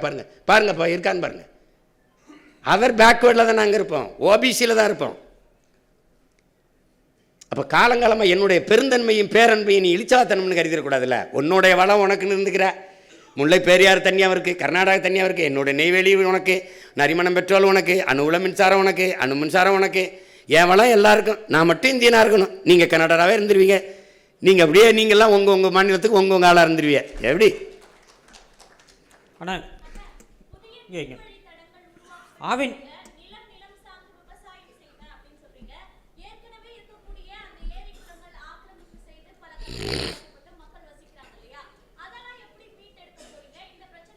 இல்லை அதையெல்லாம் ஒன்றும் செய்ய முடியாது. ஏற்கனவே நானே அதை இடிக்கக்கூடாதுன்னு போராடியிருக்கேன். அதை இடிக்க அப்போ கட்ட அனுமதிச்சவனை தான் கொஞ்சம் சரி பண்ணணும், பச்சை மட்டை வச்சு புழக்கணும். நீ அன்னைக்கு ஆக்கிரமிப்புன்னு 60 வருஷம் 60 ஆண்டுகளாக வாழ்கிற என் மக்களை இன்னைக்கு ஆக்கிரமிப்புன்னு சொல்கிறவன் யார்?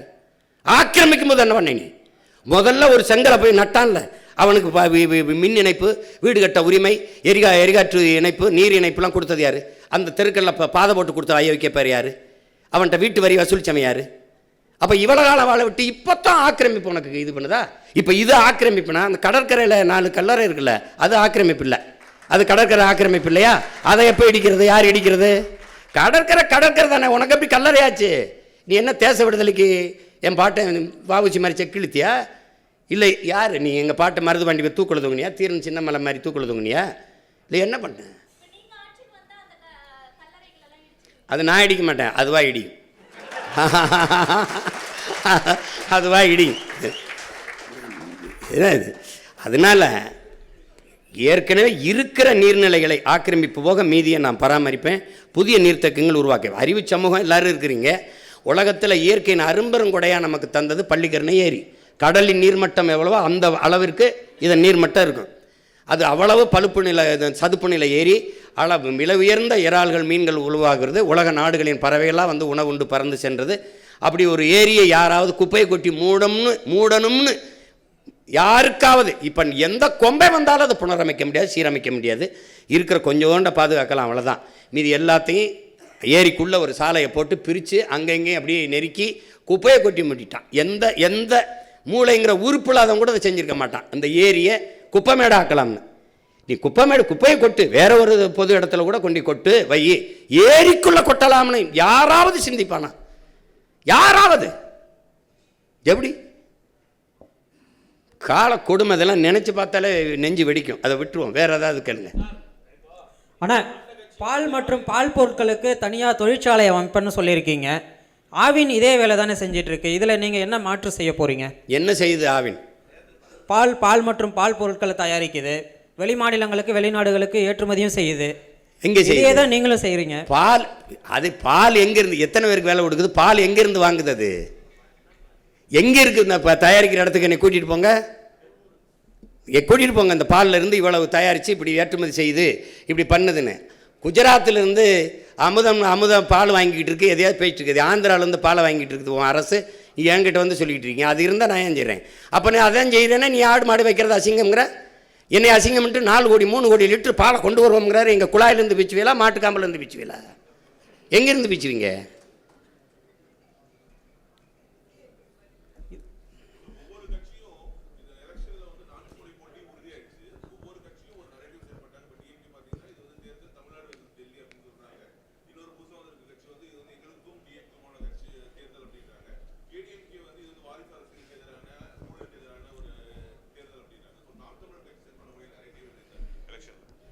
இல்லை, அதில் வந்து உங்களுக்கு தெரியுங்க, போட்டிங்கிறது கோட்பாட்டு அளவு போட்டி தான் உங்களுக்கு. இதுவரை இந்த நாட்டில் என் மக்களுக்கு இருக்கிற பிரச்சனைகள், துன்பங்கள் இருக்குல்ல, இந்த பிரச்சனைகள் தினந்தோறும் போராட்டம் நடக்குது. அதை நீங்கள் என்னையோட நீங்கள் ஊடகத்தில் இருக்கிற பிள்ளைகள் நீங்கள் நல்லா கவனிப்பீங்க. ஆசிரியர்கள், படிப்பிக்கிற ஆசிரியர்கள் பாதையில் நிற்கிறாங்க, மருத்துவர்கள் வீதியில் நிற்கிறாங்க, செவிலியர்கள் வீதியில் நின்று போராடுறாங்க, வேளாண்குடி மக்கள் போராடுறாங்க, போக்குவரத்து தொழிலாளர்கள் போராடுறாங்க, துப்புரவு பணியாளர்கள் போராடுறாங்க. எல்லாருமே வீதிக்கு வந்து போராடும் போது அரசு நல்லாட்சி கொடுக்குறேன்னு சொல்லுது. இப்போ கடந்த காலத்தில் நிறைய போராட்டங்கள் வந்ததை நீங்கள் பார்த்துருப்பீங்க. அப்போ அது என்னென்னா, இந்த போராட்டங்களை எல்லாம் கையெழுத்தது யார்? இந்த பிரச்சனைகளை எங்களுக்கு திணித்தது யார்? இவ்வளவு பிரச்சனைகள் இருக்குதே, இதை தந்தது யாருன்னா இவர்கள் தான். இதையெல்லாம் தந்தவர்கள் இவர்கள், இதை தீர்க்க வேண்டும் என்று வந்தவர்கள் நாங்கள். அதில் இருக்கிற வேறுபாடு புரியுது. இவங்க 3 பேரும் ஒரு இலவசம்னு இருக்காங்க, நாங்கள் இல்லைன்னு இருக்கோம். இப்போ யாராருக்கும் போட்டின்னு தெரியுது. அது ஒரு கரை, இது ஒரு கரை. அவர்கள் திராவிடர்கள்ங்கிறாங்க, நாங்கள் தமிழர்கள்ங்கிறோம். அவங்க இருமொழி கொள்கைங்கிறாங்க, நாங்கள் ஒரு மொழி கொள்கை, விரும்பினால் எம்மொழியும் கற்போம்ங்கிறோம். அப்போ ஒவ்வொன்றிலையும் மாறுபடுறோம். இதுக்குள்ளே தான் போட்டி இருக்குமே ஒழிய, நீங்கள் இப்போ இலவசம்ங்கிறாங்க, இலவசம் பெற வேண்டிய ஏழ்மை வறுமை நிலையில் இல்லாத வாழ்க்கை தரத்தை உயர்த்துவேங்கிறேன், நான் அதை கொடுப்பேங்கிறேன். நான் இலவசம் தரேன், கல்வி மருத்துவம் தூய குடிநீர் தரேன், மற்றதெல்லாம் இலவசம் தர முடியாதுங்கிறேன். அப்போ இந்த கோட்பாட்டு அளவில் நாங்கள் மாறிபட்டு நிற்கிறோம். இதுக்குள்ளே தான் போட்டி இருக்க முடியும். இந்த நாட்டில் இருக்க எல்லா பிரச்சனைக்கும் ஒன்று காங்கிரஸ், பாரதிய ஜனதா, திமுக, அதிமுக, இது நாளை தவிர வேறு யாரும் இருக்காங்களா? அப்போ அதனால தான் இது நாளை எதிர்த்து நாங்கள் நிற்கிறோம். இப்போ உங்களுக்கு விளங்குதா? அப்போ அதில் அவங்கவுங்க குறிச்சிக்கிறாங்க, எங்களுக்கு இவங்க எதிரி, இவங்க அது எதிரின்னு. இப்போ என்டிஏவுக்கு தமிழ்நாட்டு அரசியலில் என்டிஏக்கு என்ன பிரச்சனை வருது? இங்கே ஐயா ஸ்டாலினை வீழ்த்தி எடப்பாடி வர்றதா, எடப்பாடி ஐயா வீழ்த்தி ஸ்டாலின் ஐயா வர்றதா? திமுகவா அதிமுகவா? பிசாசா பேயா? பேயை விட்டுட்டு பிசாசை கல்யாணம் பண்ணுறதா? பிசாசை விவாகரத்து பண்ணிவிட்டு பேயை கல்யாணம் பண்ணுறதா? இப்போ நாங்கள் இந்த பேயை தள்ளிட்டு ஒரு தேவதையை உட்கார வைக்கணும்னு நினைக்கிறோம். தீமைக்கு மாற்று தீமை இல்லை. நபிகள்கிட்ட கேட்குறாங்க, தீமை எப்படி ஒழிப்பீங்கன்னு. நான் நன்மையை வச்சு தான் ஒழிப்பேன்னு. இப்போ நன்மை யார்? இப்போ அதிமுக திமுக ரெண்டும் வெவ்வேறு கட்சி. இப்போ திமுகவில் 11 அமைச்சர்கள், அதிமுக அமைச்சர்கள். சொல்லணுமா, பேர் சொல்லணும்னு இல்லை. இப்போ கூட புதுசாக கொஞ்சம் பேர் போய் சேர்ந்து இப்போ அடுத்த அமைச்சரவை வரந்தால் அதுலேயும் அவங்க. அப்போ 2 வெவ்வேறு கட்சின்னு எப்படி சொல்கிறீங்க? கொடியில் வண்ணம் மாறும், கொள்கையில் என்ன மாதிரி இருக்கா? இங்கேயும் டாஸ்மார்க் இருக்கும், இங்கேயும் இருக்கும், இங்கேயும் ஊழல் லஞ்சம் ஊழல் லஞ்சம் இருக்கும், இங்கேயும் மலையை வெட்டுவாங்க, மணல் அள்ளுவாங்க, எல்லாம் உங்களுக்கு அதே தான் தொடரும். அப்போ ஆள் மாறும், ஆட்சி மாறும், ஆட்சி முறை மாறாது. அப்போ ரெண்டும் ஒரே கட்சி தான். இங்கே வந்து சேரும்போது தாய் கழகத்துக்கு வந்துட்டோம், அப்புறம் அங்கே போனால் நாங்கள் சேய் கழகத்துக்கு போயிட்டோம். இப்போ தாயை போல தானே பிள்ளை இருக்கும், நூலை போல தானே சேலை இருக்கும். இது சொர்ணாக்காவாக இருந்தால் இது மட்டும் என்ன தேவதையாவாக வந்துடும், இது குட்டி சொர்ணாவாக தான் இருக்கும். அப்போ அப்படி தான் இது இந்த கட்சிகள். அதனால் இந்த கோட்பாட்டு அளவில் நாங்கள் முரண்பட்டு நிற்கிற போது அவங்க ஒரு முனையில் இருக்காங்க, நாங்கள் எதிர்முனையில் இருக்கோம். அவங்க சூலாயுதமாக இருக்காங்க, நான் வேளாக இருக்கேன். உள்ளாட்சி தேர்தல் நடத்துவது மாநில அரசினுடைய ஒரு கடமை. ஆனால் உள்ளாட்சி தேர்தல் பற்றி நாம் தமிழர் கட்சியினுடைய நிலைப்பாடு என்ன? இல்லை, எனக்கு வந்து இந்த உள்ளாட்சியின் மூலமாக வந்து அங்கே தான் அதிகமாக இங்கே சாதி மத பிளவுகளும் அந்த தீண்டாமை ஏற்றத்தாழ்வுகளும் அதிகமாக இருக்குது நம்ம பார்க்குறோம். எம்ஜிஆர் அவர்கள் இருக்கும்போது உள்ளாட்சி தேர்தலை நடத்தலை. இப்போ என்னோடய கோட்பாடு, நானே நல்லாட்சி கொடுக்கும்போது அங்கே என்ன ஒரு உள்ளாட்சி, நானே வேரில் தண்ணி ஊற்றுறேன், அங்கே எதுக்கு ஒரு வேலைக்காரர்னு கேட்குறேன். ஆனாலும் நமக்கு மாவட்ட ஆட்சியர் வட்டாட்சியரே போதும் சிறந்த நிர்வாகத்தை கொடுக்க. இப்போ எல்லாரும் இது பண்ணுறனால இந்த அதிகாரத்தை நிர்வாகத்தை பரவலாக்குங்கிற அடிப்படையில் உள்ளாட்சி தேர்தலை நடத்துகிறோம். ஏன்னா நம்ம ஊழல் லஞ்சம்ங்கிறது சொல்லில் கூட இல்லாமல் ஒழிக்கணும்னு நினைக்கிறேன். நம்ம உண்மை நேர்மையான நிர்வாகத்தை உனக்கு வேண்டி எல்லாத்தையுமே நான் கொடுத்துட்றேன். அப்போ அதுக்கப்புறம் நீ தேவைக்கு அதிகமாக பணம் சேர்க்க வேண்டிய அவசியத்தை இல்லாத ஒழிச்சிட்டேன்னா அது ஒழிஞ்சிரும். அதனால் நம்ம நடத்துகிறோம் நல்ல சிறப்பாக நிர்வாகத்துக்காக செய்கிறோம். சார் 15 ஆண்டு காலம் நீங்கள் சொல்லிட்டு இருந்தீங்க போராடிட்டு இருக்கோம் அப்படின்னு சொல்லிட்டு. இப்போ ஒரு தேர்தல் போதும் ஒரு திட்டங்களை நம்ம கொண்டு வரோம் இதெல்லாம் அப்படின்னு சொல்லிட்டு. 2 திராவிட கட்சிகளை தாண்டி புதுதாக ஒரு கட்சி வந்து தமிழகத்தில் ஆட்சி அமைக்க முடியாததுக்கு காரணம் இந்த சாதி மத அரசியல் அப்படின்ற அந்த கட்டமைப்பை உடைக்கிறதுலையோ இல்லை மாற்றுறதுலையோ எவ்வளோ கஷ்டம் இருக்குது, அதுக்கு எவ்வளோ முற்பட வேண்டியது இருக்குது ஒரு வெற்றிக்கு அதை தாண்டி? இல்லை, சாதி மத உணர்ச்சிங்கிறது தமிழ் சமூகத்துக்கு மட்டும் இல்லை, அது மானுட குலத்துக்கே எதிரானதாக இருக்குது. அது குறிப்பாக எங்களுக்கு வந்து பெரிய பேரிடராக இருக்குது. அதனால தான் கடவுள் வெறி சமய வெறி கண்ணல் நிகர் தமிழுக்கு நோயே இடை வந்த சாதி எனும் இடர் ஒழிந்தால் ஆள்வது நம் தாயேங்கிறது எங்கள் புரட்சி பாடுறார். தமிழுக்கு அமுதென்று பேர், அந்த தமிழ் எங்கள் உயிருக்கு நேர்னு பாடின, அந்த தமிழ் இன்பத்தமிழ் எங்கள் உயிருக்கு நேர்னு பாடின பாவலன் என்ன சொல்கிறான்? சாதி ஒழித்தல் ஒன்று நல்ல தமிழ் வளர்த்தல் மற்றொன்றுங்கிறான். தமிழை உயிருக்கு நேராக பண்ணவன் தமிழ் வளர்த்தல் ஒன்று சாதி ஒழித்தல் மற்றொன்றுன்னு பாடலை, முதல்ல சாதியை ஒழிக்கணுன்றான், நல்ல தமிழ் வளர்த்தல் மற்றொன்றுங்கிறான். அப்போ இதில் ரொம்ப முக்கியமாக நீங்கள் கவனிக்கணும். இதில் என்ன என் அன்பு தம்பி தங்கிகள் என்னை உடன் பிறந்தார்கள் கவனிக்கணும். சாதியே அரசியலாகி அதிகாரமானால் அங்கே சகோதரத்துவம் சமத்துவம் இருக்காது. மதம் அரசியலாகி அதுவே அதிகாரத்துக்கு வருமானால் அங்கே மனிதநேயம் மானுடம்ங்கிறது இருக்காது, செத்தே போயிடும். பணம் அரசியல் ஆயிருமானால் அங்கே ஒழுக்கம் பண்பாடு இருக்கவே இருக்காது. இது மூணையும் கடந்து ஒரு அரசியலை நம்ம கட்டமைக்கணும். உங்களுக்கு புரியுது? சாதி மத உணர்ச்சிங்கிறது வெறும் மனிதனுக்கு மட்டுமானது, அரசியல் எல்லா உயிர்களுக்குமானது. இந்த எல்லா உயிர்களுக்குமான அரசியலில் இந்த சாதி மதம் மனிதனுக்குமான உணர்ச்சியை கலப்பது என்பது சரி வராது. அதனால தான் நாங்கள் இந்த சாதி பார்த்து போடுற ஓட்டு எனக்கு திட்டு நீ போட்டுறாதேங்கிறது, சாதி பார்த்து இடம் கொடுக்காம மாற்றி கொடுக்கறதுக்கு காரணமாக அதுதான். அதை ஒரு இப்போ கொஞ்சம் கொஞ்சமாக நீங்கள் வருது. நீங்கள் பார்த்தீங்கன்னா கடந்த தேர்தலில் எங்கே பொது தொகுதியில் நான் ஆதித்தமிழ் குடியை நிறுத்தினோ அங்கெல்லாம் எனக்கு அதிக வாக்கு வருது அப்படின்னா மாறுதில்ல, ஒரு மாறுதல் வருதில்ல. அப்போ அதை செய்யணும்னு நினைக்கிறேன். அது கொஞ்சம் கொஞ்சமாக தான் வரும். மாறுதல்ங்கிறது ஒரே நாளில் வராது. ஏன்னா அது சிறுக வரணும், மக்களின் மனத்துக்குள்ளே அந்த மாறுதல் வரணும். அது நீங்கள் சொல்கிற மாதிரி பெரிய இடையூறு தான். இந்த ஒரு நல்ல அரசியலை கட்டமைக்கிறதுல பெரிய தடை தான். அண்ணா, இப்போ நீங்கள் வந்து பெண்களுக்கு வந்து ஒரு தனி தொகுதி கொடுப்பேன் அப்படின்னு சொல்லிட்டு நீங்கள் முன்வழி பண்ணியிருக்கீங்க. ஆனால் இங்கேண்ணா பெண்களுக்கு வந்து தனி தொகுதி கொடுப்பேன்னு சொல்லிட்டு நீங்கள் சொல்லியிருக்கீங்க.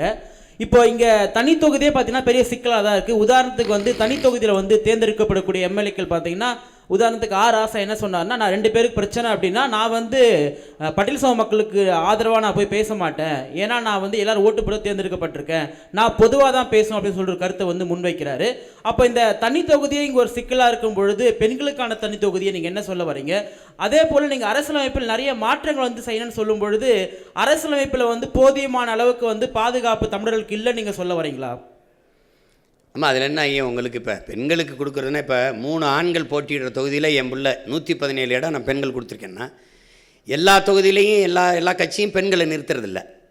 இப்போ 3 ஆண் வேட்பாளர்களோட என் பிள்ளை ஒரு பெண், என் தங்கச்சியோ ஒரு எங்கள் அக்காவோ போட்டியிடும்போது அது சரியில்லை. அப்போது பெண்களுக்கென்று தனியாக இது பெண்கள் தான் போட்டியிட முடியும். இப்போ உள்ளாட்சியில் வந்து அம்மா ஜெயலலிதா 50 விழுக்காடு கொண்டு வந்த மாதிரி இப்படி கொண்டு வந்துட்டிங்கன்னா அது பெண்களுக்கு சம வாய்ப்பு அரசியலிலும் அதிகாரத்திலையும் கொடுக்குற மாதிரி வந்துடும். அதுதான் சரியான பாதுகாப்பாக இருக்கும், சரியான உரிமை பகிர்வாக இருக்கும். அதை தான் நான் சொல்கிறேன், அதை தான் கொண்டு வரணுன்றேன்.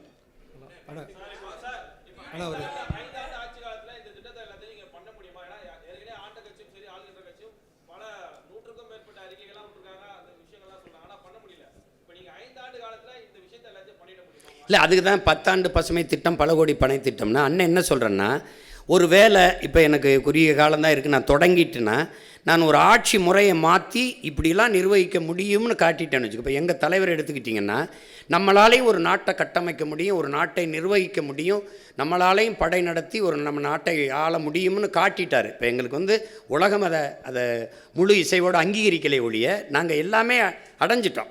அப்போ அதை காட்டும்போது அந்த கனவு எனக்கு தெரியுது. இப்போ நான் வந்து காட்டிட்டேன்னா என் பிள்ளைக்கு இன்றைக்கி பள்ளிக்கூடத்துக்கு போயிட்டுருக்கோம், எங்கள் பெரியப்பா எங்கள் மாமா வந்து இப்படி ஆட்சி செஞ்சார், இப்போ நான் சொல்கிறேன் என் தாத்தா அப்படி பண்ணா, இப்படி இந்த கொண்டு வந்தான், அணையை கட்டினா, எங்கள் பள்ளிக்கூடம் கட்டினா, அப்படி நான் போட்டு தொடங்கிட்டேன்னு வச்சுக்கிறேங்க, என் பிள்ளையை தொடர்ந்து கொள்வார்கள். என்னுடைய அடித்தளம் உறுதியாயிருச்சுன்னா அழகான கூரையை என் பிள்ளையை போட்டுக்குருவாங்க.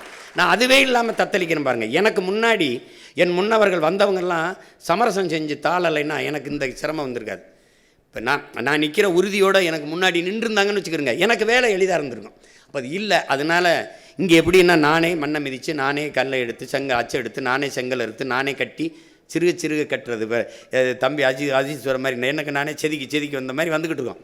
அப்போ அதில் வந்து நீங்கள் சொல்கிறீங்க அப்படின்னா நீங்கள் எனக்கு 5 ஆண்டுக்கு முன்னாடி ஆட்சியை கொடுத்துருக்கணும். நான் இதை சொல்லி தான் பார்க்குறேன். அதை ஆட்சியில் இருக்கிறவன் விடுறதல்ல, நான் வயிறு பயிச்சவன் விட மாட்டான், வசதி படைச்சவன் தரமாட்டாங்கிற மாதிரி நானும் விடுறதல்ல, அது நடந்துட்டு தான் இருக்கும். பண்ணுவோம். 5 ஆண்டுகளில் எவ்வளவோ மாறுதலை செய்ய முடியும். கெஜ்ரிவால் கல்வியை தரமாக உயர்த்தினாருன்னு நான் சொல்கிறேன். 5 ஆண்டு தானே. ஒரு காட்டிட்டா அப்புறம் அதை பிடிச்சிக்குவாங்கல்ல நம்ம பிள்ளைய. நல்லது, இது சரியாக இருக்கே, இதே மாதிரி பண்ணிட முடியும்னு தெரியும். ஒரு முறை தானே.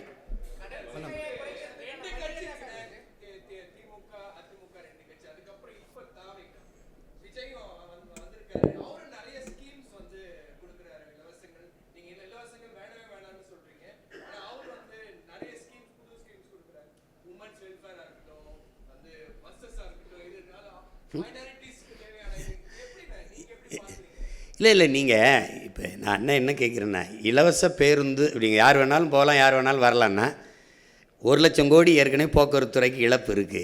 இது எங்கேருந்து காசு எடுப்பீங்க? இப்போ 6 எரிகாட்டு ஊரில் கொடுக்குறேன்னு சொல்கிறாரு தம்பி. அது எங்கேருந்து வாங்குவோம்? எந்த காசுலேருந்து வாங்குவீங்க? ஏற்கனவே 10,00,000 கோடி 1,00,000 கோடி கடன் வட்டி கட்டுறோம். எங்கேருந்து வாங்குவீங்க சொல்லுங்கள்? 2,500 கொடுப்பீங்க, எங்கேருந்து எடுப்பீங்க? நான் கேட்குறதுக்கு பதில் எங்கேருந்து எடுப்பீங்க? உங்கள்கிட்ட தானே எடுக்கணும். எந்த வழியில் எடுப்பீங்க? வரியாக எடுப்பீங்க. உங்கள் சொந்த சொத்தை, பரம்பரை சொத்தை விற்றுட்டு யாரும் எங்களுக்கு தர வரல. இல்லை, இது இலவசம்னு எப்படி சொல்கிறீங்க? மக்களிடமிருந்து மக்கள் காசை எடுத்து மக்களுக்கு கொடுக்குறது சேவை தானே வழிய, அது எப்படி இலவசமாக இருக்கும்? அது ஏன் என்னை நீ வந்து என்ன பிச்சைக்கார மாதிரி நான் உனக்கு அதை கொடுக்குறேன், இதை கொடுக்குறேன்? உன்னை யாரா கொடுக்க சொன்னது? உன்னை யார் கொடுக்க சொன்னது? நீ இலவசம் கொடுப்பா என்ன உனக்கு தேர்வு பண்ணி வச்சுருக்குது? நீ என்ன கர்ண மகாராசா மாதிரி கருணை தொகை குருணை தொகைன்னு யார் நீ? இந்த கர்ண மகா பிரபா நீ என் காசை எடுத்து, அதுவும் குறிப்பாக எங்கள் ஆத்தாளப்பன் குடிச்சு கொடுக்குற காசை எடுத்துக்கிட்டு நீ வந்து இது கொடுத்துக்கிட்டு, இதில் ஒரு வேடிக்கை தம்பி. ஒரு நல்ல ஆட்சியாளன்னு அதை சிந்திக்க மாட்டான். எப்படி இருந்து கொடுப்பீங்க? தாலிக்கு தங்கம், சரி, பட்டு புடவை 1/2 பவன் 1 பவன் தாலி வாங்கி கூட ஒரு பிள்ளை கழுத்தில் கட்ட முடியாதான் அந்த பிள்ளைய கடைசி வரை வச்சு வாழ போகிறானா? எப்படா வடே போடாங்கிட்டு அவனுக்கு ஒரு வேலை கொடுப்பேன், அவனுக்கு நிரந்தர வருவாய் பெருக்கத்தை கொடுப்பேன், அவனை சார்ந்து வாழ்கிற தற்சார்பு வாழ்க்கையை கொடுப்பேங்கிறான் தான் ஆட்சி. இப்போ நான் ஏன் தனிச்சு நிற்கிறேன்? அது ஒரு தற்சார்பு தான். என்னை நம்பி தான் நான் என் கனவை இன்னொருத்தட்ட கொடுத்து செயல்படுத்துங்கன்னு சொல்ல முடியாதுல்ல, நான் தான் செய்யணும். அதுதான் இது ஒரு தற்சார்பு. அது மாதிரி அந்த வாழ்க்கை முறையை உனக்கு தரேன், தற்சார்பு பொருளாதாரத்தில் தரேன். ஒரு அடிப்படை உணவு தேவையில் கூட ஒரு நாடு தற்சார்பு அடைய முடியலைன்னா ரொம்ப கஷ்டம், ரொம்ப கஷ்டம். ஆனால் இப்போ ஊழல் ஒழிப்பு பற்றி பேசியிருக்கீங்க. ஊழல் ஒழிப்பு அப்படின்றது புதுசாக கட்சி தொடங்குறவங்களோ இல்லை ஏற்கனவே கட்சியில் அரசியல் கட்சி தொடங்கினவங்களோ ஊழல் ஒழிப்பு அப்படின்றத கட்சி தொடங்கும் போது பேசுகிறாங்க. அதுக்கப்புறம் அவங்களே வந்து போய் அதே ஊழலில் வந்து ஐக்கியமாயிடுறாங்க. நீங்கள் எப்படி இந்த ஊழல் ஒழிப்பீங்க? ஊழலுக்கான அடிப்படை என்ன? அது மட்டும் இல்லாமல் நீங்கள் அந்த ஊழல் பற்றி குறிப்பிட்டதில் திராவிட கட்சிகள், கடந்த கால திராவிட கட்சிகள் வந்து கலைஞர் அவர்கள் ஆட்சியில் இருக்கும்போது எம்ஜிஆர் குற்றச்சாட்டு அவர் மாதிரி வச்சிருக்காரு. எம்ஜிஆர் ஆட்சியில் இருக்கும்போது கலைஞர் அவர் மீது ஒரு ஊழல் குற்றச்சாட்டை வச்சுருக்காரு, ஜெயலலிதா அவர்கள் மீதும் மாறி மாறி இந்த மாதிரி குற்றச்சாட்டுகள் மட்டும் வச்சுருக்காங்க. ஆனால் எதுவுமே வந்து நிரூபிக்கவும் பட மாட்டேங்குது, மக்கள் முன்னாடி நிறுத்தப்பட மாட்டுறாங்க அப்படின்றத சொல்லியிருக்கீங்க. இது எப்படி ஊழல் எப்படி ஒழிப்பீங்க நீங்கள்? அதிகாரத்துக்கு வர்றதே பாதுகாப்பாக திருடுறதுக்கு தான்.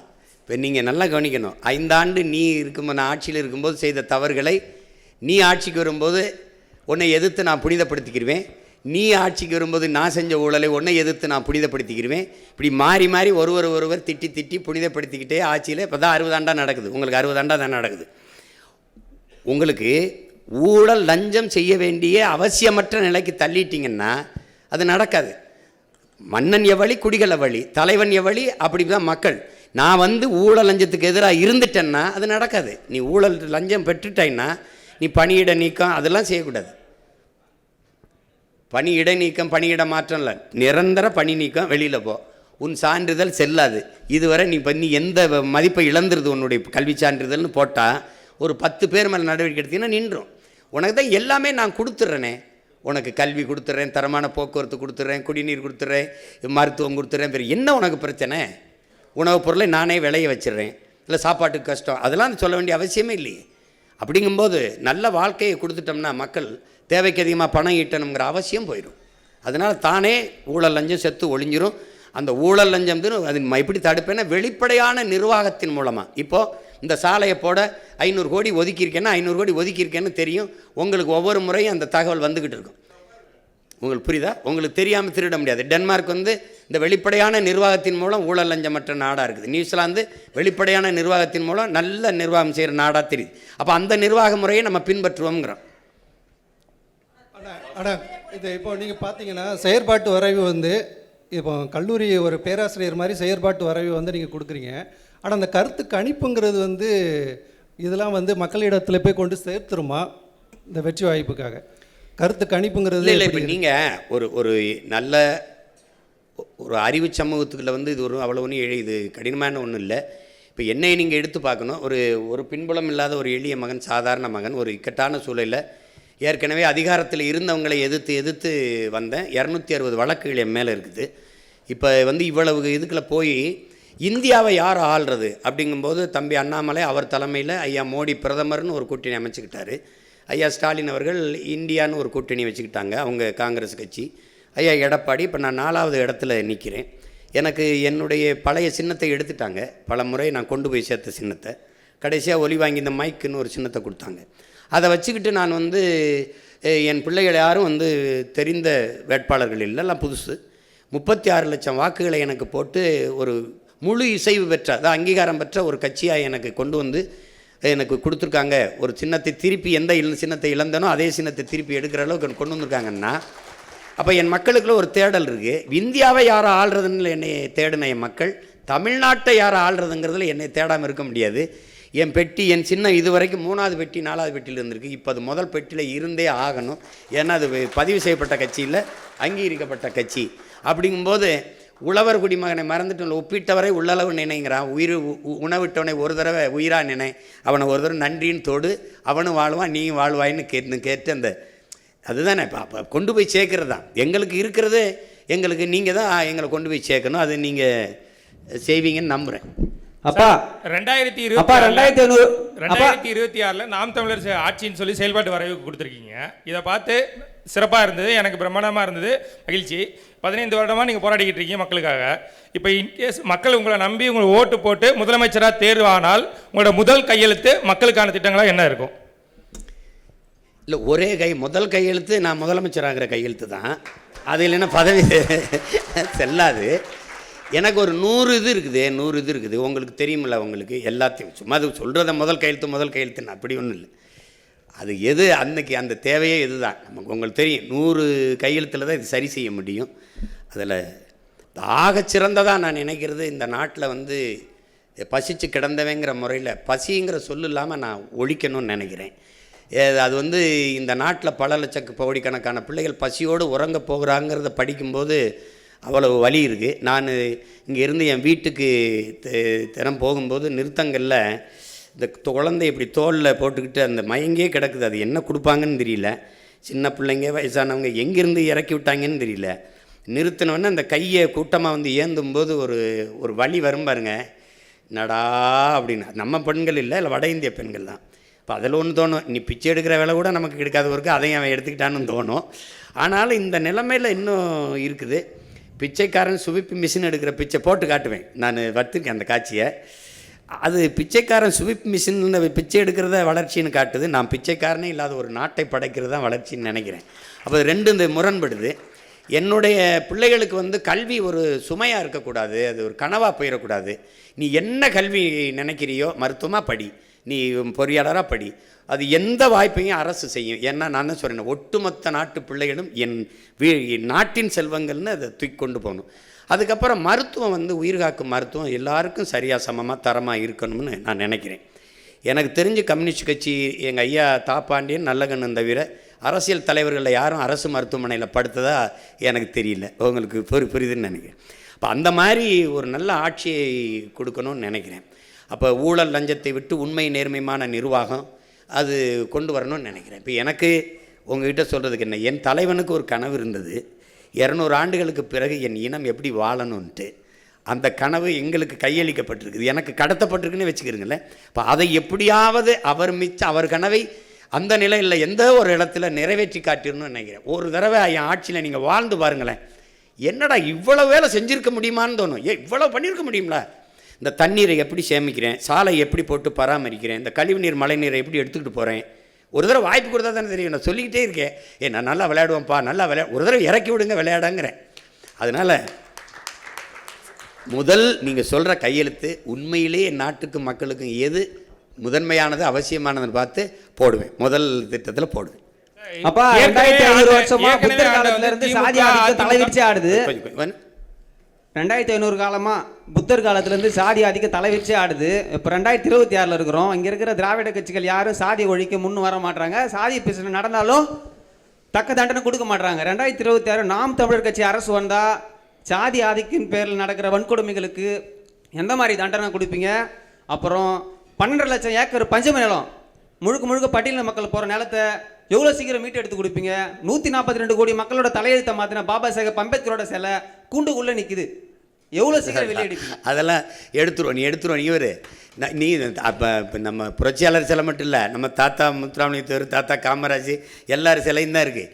வந்தயம் பணம் சிலையெல்லாம் திறந்துருக்கு. நம்ம சிலையெல்லாம் நாட்டு விடுதலைக்கு ஜெயிலுக்கு போனாங்க, விடுதலை விட்ட பிறகும் சிறையில் தான் இருக்காங்க. அதெல்லாம் உடச்சிடறோம், கண்காணிப்பு கறி வச்சிடறோம், தொட்டால் தூக்கிடுறோம். நீ ஒன்றும் கவலைப்படாத, ஒழிச்சிடுறோம். பஞ்சமி நிலத்தை மீட்கணும். அதுக்கு பல தடவை அண்ணன் போராடி இருக்கேன். இப்போ இந்த தடவை அறிவிப்பேன், சொல்லுவேன். இந்த 12 லட்சம் ஏக்கர் எந்த கொம்பன்ட்டு இருந்தாலும் எடுக்கிறோம். அதை வந்து நமக்கு பாரபட்சம் கிடையாது, வேண்டியவன் வேண்டாதவன் கிடையாது. ஏனெல்லாம் எனக்கு கொடுத்துரு. அதுக்கப்புறம் சாதி ஒழிப்பு தானே, அதுவே செத்து ஒளியும் நீ கவலையே படாத. அதாவது நான் என்ன சொல்கிறேன்னா, சாதிக்கு கொலை செய்யாத, சாதியை கொலை செய். புரியுதா உனக்கு? நீ சாதி பார்த்து பழக மாட்டோம், சாதி பார்க்குறவனோடு பழகவே மாட்டோம்ங்கிறத நம்ம கோட்பாடு. அது அந்த எண்ணமே வராத அளவிற்கு இந்த சமூகத்தை மாற்றிடுவேன். விளையாடணும், படிக்கணும், இப்போ வேலை இது பண்ணணும். அப்போ இந்த சாதியை பற்றி சிந்திச்சுக்கிட்டு வெட்டி பேச்சு பேசி புறணி பேசிக்கிட்டு இந்த அடிக்கடி சரக்கு போட்டு மப்பில் வந்து நாங்கள்லாம் யார் தெரியுமா ஒன்று நீங்கள் வா, நீயே ஒரு அடிமை, நானும் ஒரு அடிமை, அதில் பெரிய அடிமை சின்ன அடிமை அதெல்லாம் கிடையாது. அது கொஞ்சம் கொஞ்சமாக மாறிடும். அது முன்னாடி நிற்கிறவன் பொறுப்பு. இப்போ நான் இருந்தேன்னு வச்சுக்கிறேங்க, இப்போ திருப்பரங்குன்றத்தில் என்ன விளக்கேற்றணும், அங்கே கந்திரி ஆக்கணும், சரி நீங்கள் ஆக்குங்க கூட வரேன், நீங்கள் விளக்கேற்றணும் வாங்க கூட வரேன். அவரவர் வழிபாடு அவரவருக்கு. உன் மதம் சிறந்தது வழிபாடு, என் மதம் சிறந்தது வழிவிடு. சண்டை இருக்கக்கூடாது, ஒன்றா இருக்கணும். சரியா? வேற என்ன? இங்கே என்னென்னா, இந்த சாதி மதம் இல்லாத இது ஒரே மண்ணாகணும், ஒரு தாய் மண்ணாகணும். இதுதான் நம்மளுடைய கோட்பாடு. அதனால் அதை சரி பண்ணுறேன், நீ கவலைப்படாமல் இரு. சார், ஏற்கனவே ஆட்சி செஞ்சவங்க வந்து திமுக அதிமுக இரு கட்சியுமே ஒரே கட்சி தான், ஒரே கொட்டையில் உள்ள மட்டை தான் சொல்லியிருக்கீங்க. லஞ்சம் ஊழல்னால தான் முன்னேற மாதிரி இருக்குன்றீங்க. இப்போ ஏற்கனவே நடந்துனவங்க அப்பா சித்தப்பா அவங்க மேலே நீங்கள் நடவடிக்கை எதுவும் எடுப்பீங்களா முதலமைச்சர் ஆனால்? எடுக்கணும்னு சொல்கிறீங்களா வேணாங்கிறீங்களா? இல்லை, அது மொத்தமாகவே இதுக்கு ஒரு மாற்று நிர்வாகத்துக்கு கொண்டு வர்றதுனால இப்போ நானே சொல்கிறேன் பாருங்கள், இந்த விமர்சன அரசியலை விட்டுட்டு ஆக்கப்பூர்வமான அரசியலுக்கு போகும்னு. நீங்கள் நடவடிக்கைன்னா எந்த குற்றவாளியாக இருந்தாலும் எங்களை பொறுத்த வரைக்கும் நாங்கள் எடுத்த கோட்பாட்டுக்கு பெத்த தாய் தந்தையரே வந்தாலும் எங்களுக்கு எதிரி தான். எங்கள் தலைவன் உங்களுக்கு தெரியும், முதல்ல தாய் தந்தையர் தான் வெளியேற்றினார். உடன் பிறந்த யாரோடவும் தொடர்பு இல்லை, உங்களுக்கு புரியும்னு நினைக்கிறேன். அதனால் தன்னுடைய எங்களுக்கு கோட்பாட்டுக்கு எதிராக சித்தப்பா, பெரியப்பா, மாமா, மச்சான், ஆத்தா, அப்பன்லாம் இங்கே கணக்கு கிடையாது. குற்றம்தான். அது வந்து நீங்கள் இங்கே இருக்கிற அரசியல் கட்சி தலைவர்களை பார்த்து இந்த வேலைக்கு செய்ய வந்தவன் நீங்கள் நினச்சிங்கன்னா அது தவறு. என்னை வளர்த்தவன், என்னை உருவாக்கி இந்த இடத்துல போய் நில்லுன்னு சொன்னவன் எப்பேற்பட்டவனும் உங்களுக்கு தெரியும். அதில் துளி சமரசமும் செய்ய மாட்டேன். புரியுதா உங்களுக்கு? வேறு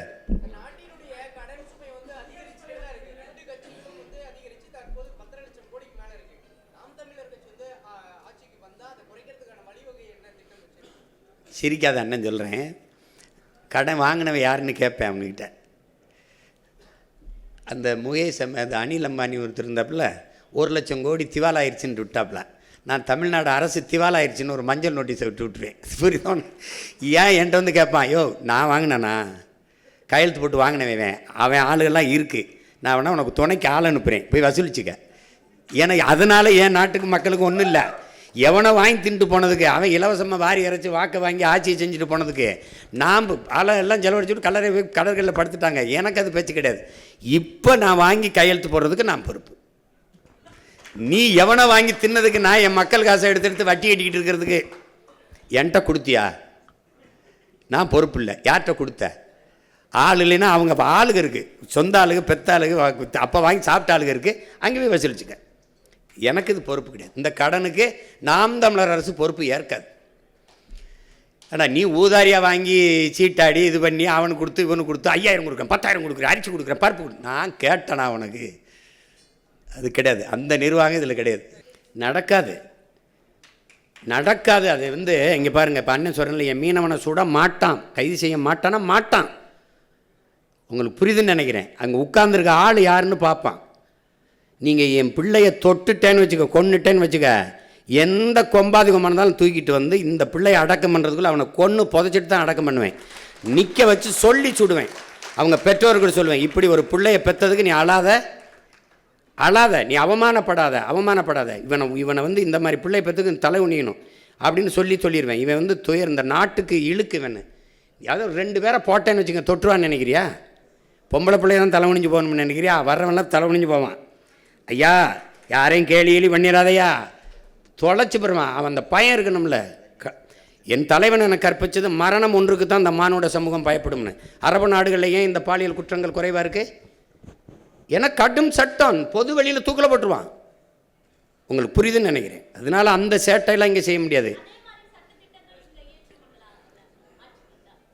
அது தானாக நடக்கும் தங்கச்சி. நீங்கள் ஏன் கவலைப்படுறீங்க? நீங்கள் அண்ணன் வந்தவொடனே நீங்கள் வாட்டுக்கு ராத்திரியில் தனியாக போங்க, எவனா தொட்டானான்னு பார்ப்போம். நீங்கள் போங்க. என் தலைவன் அப்படி ஒரு நாட்டை கட்டி வச்சான் தங்கச்சி. தனியாக உந்தூர்லியில் ஒரு பெண் நள்ளிரவில் பயணம் பண்ணுவா, தனியாக போவா, ஒரு பய தொட மாட்டான். என் மாநாட்டில் 6.5 லட்சம் பேர் கூடியிருக்கான். ஒரு தொல்லை, ஒரு பிள்ளையை தொட்டான், இடித்தான், கேலி பண்ணான், ஏதாவது சொல்லு பார்ப்போம். ஏன்னா அது அது ஒரு இராணுவம். அது ஆட்சி செய்யும்போது அப்படியே அவன் தெரியும், உட்காந்துட்டான் தொடமை.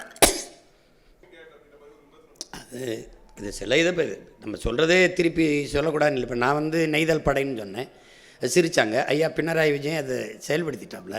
இப்போ சில இது நான் சொல்கிறது செயல்படுத்துகிறாங்க.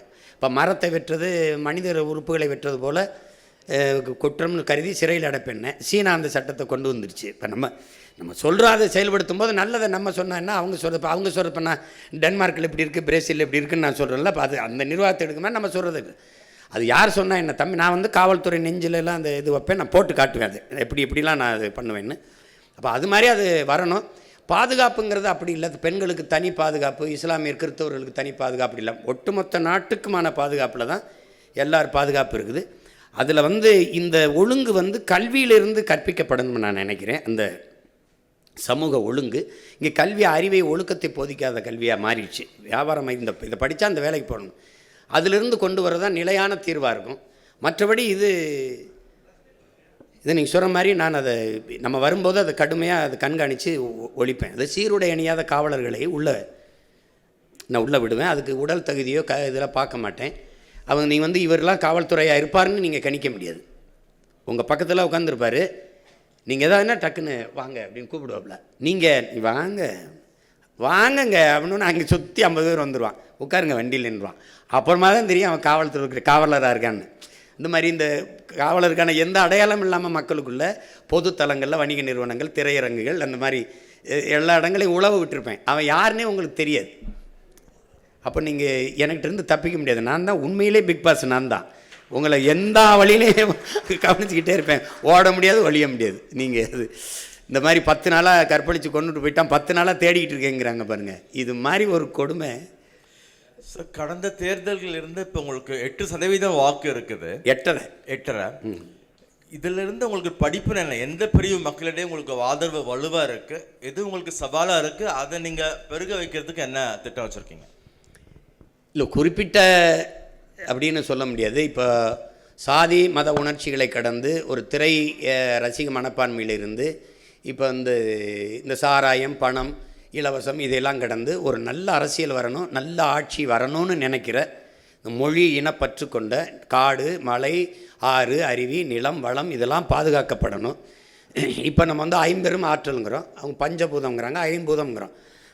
இந்த கடல், இந்த ஆகாயம், இந்த காற்று, இந்த மலை, இந்த நீர், மரம் இதெல்லாம் இல்லாத இந்த உயிரினங்கள் இல்லைன்னு ஒரு புரிதல் இருக்கிற ஒரு அறிவு சமூகம் அது என்னை ரொம்ப தேடும். அப்போ அந்த மாதிரிங்கிறத நீ கற்றவர்கள் தான் மற்றவர்களுக்கு வழிகாட்டணும். அப்படி இருக்கும்போது ஒரு கற்றறிந்த சமூகம் பெருத்து வருகிற இந்த சூழலில் நான் சொல்கிறது, அவங்கக்கிட்ட காசை வச்சு அரசியல் செய்கிறாங்க, நான் கருத்தை வச்சு அரசியல் செய்கிறேன்.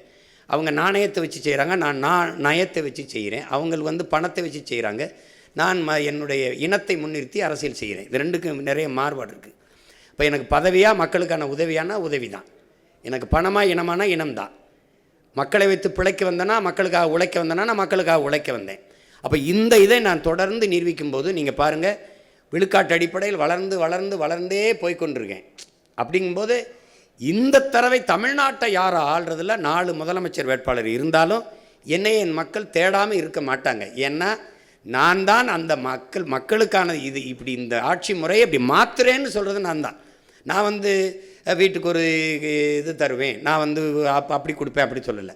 அதெல்லாம் நீனே வாங்கிக்கிற மாதிரி வாய்ப்பை ஏற்படுத்தி தந்துடுறேன்றேன். நீ பெருமையோடு தன்மானத்தோடு தலைமையிருந்து வாழ்கிற வாழ்க்கையை நான் தந்துடுறேன் உனக்கு, நீ எதிர்பார்த்துருக்காத. அப்போ நான் வரும்போது நாளைக்கு இப்போ 5000, அடுத்து இன்னும் 5 வருஷத்தில் அப்புறம் 20,000 ஆகும். இப்போ 10.5 லட்சம் கோடி 20 லட்சம் கோடி ஆகும். 1 லட்சம் கோடி வட்டி 2 லட்சம் கோடி வட்டி ஆகும். இப்போ என் தம்பி அறிவிச்சிருக்கிற அந்த இலவச அறிவிப்புகள் இருக்கு, அதுக்கே மாதம் 1 லட்சம் கோடி தேவைப்படுது.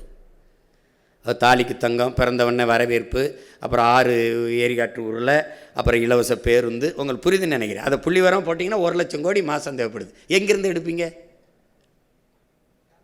அப்போ அது நல்ல ஆட்சி முறையில் அதை செய்யக்கூடாது. மக்களுக்கு இப்போ நான் சொல்கிறது கொஞ்சம் வெறுப்பாக இருக்கும், கசப்பாக இருக்கும். எந்த நல்லதை முதல்ல எடுத்தோடனே ஏற்றிருந்துருக்கிறாங்க. ஆனால் அதுக்காக ஏற்பார்கள், எதிர்ப்பார்கள், ஆதரிப்பார்கள், அருவருப்பார்கள்னு பார்த்தா புதிய ஒன்றை செய்யவே முடியாது. அப்போ அது நான் மக்களின் கருத்துக்கானவன் இல்லை, முழுக்க மக்களின் நலனுக்கானவன். அதனால் நான் அதை தான் முன்னெடுக்க முடியும். உலகத்தில் மாறுதலை செஞ்ச எல்லாரும் மனச்சான்று வழி நடத்தியபடி நடந்தவன் தாங்கிறான். என் மனச்சான்று என்ன சொல்லுதோ அதை தான் நான் செய்ய முடியும். நான் தான் சொன்னேன், 2 முனை தான். அவங்க 3 பேர் ஒரே தளத்தில் இருக்காங்க, நான் எதிர்த்தளத்தில் இருக்கேன். அப்படின்னா அந்த ஒரே தளம் தானே. அவர் 2000, 2500, நான் இதெல்லாம் கிடையாது. நீனே ஆயிரக்கணக்கான ரூபாயை ஈட்டிக்கொள்கிற மாதிரி உனக்கு வேலை வாய்ப்பு, வருவாய்ப்பு இருக்கும், பொருளாதார மேம்பாட்டை தந்துடுறேன். அவன் வாழ்விடத்திலே தந்துடுறேன்றேன். அப்போ நான் தானே வேறு இடத்துல இருக்கேன். அவங்க ஆங்கிலமும் கொள்கை மொழிங்கிறாங்க. அடுத்தவன் மொழி எனக்கு கொள்கையாக இருக்க முடியாதுல்ல. அது என்னுடைய தன்மான இழப்பை நான் கருதுகிறேன். அதனால் நான் என்ன சொல்கிறேன்னா, என் கொள்கை மொழியில் வேறுபடுறேன். அப்போ அதில் மாறணும்ல. அவங்க ஊழல் லஞ்சத்தை ஒழிப்பும்னே சொல்லலை. ஏன் சாராய கடையவே மூடுவேன்? என் தம்பி பாட்டிலுக்கு 10 ரூபா 10 ரூபான்னு பாடுறாரே ஒழிய நான் வந்தால் மூடுவேன்னு சொல்லலையே. இப்போ சாராய கடையை வச்சுக்கிட்டு, போதையை வச்சுக்கிட்டு, பெண்கள் பாதுகாப்பு என்பதும், சட்டம் ஒழுங்கு என்பதும், கொள்ளையை வன்முறையை தடுப்பேன் என்பதும் வெற்றி பேச்சாயிரும். சும்மா ஒரு என்ன சொல்கிறது, அது கேலியை வேடிக்கையாயிரும். அது சாத்தியப்படுத்த முடியாது.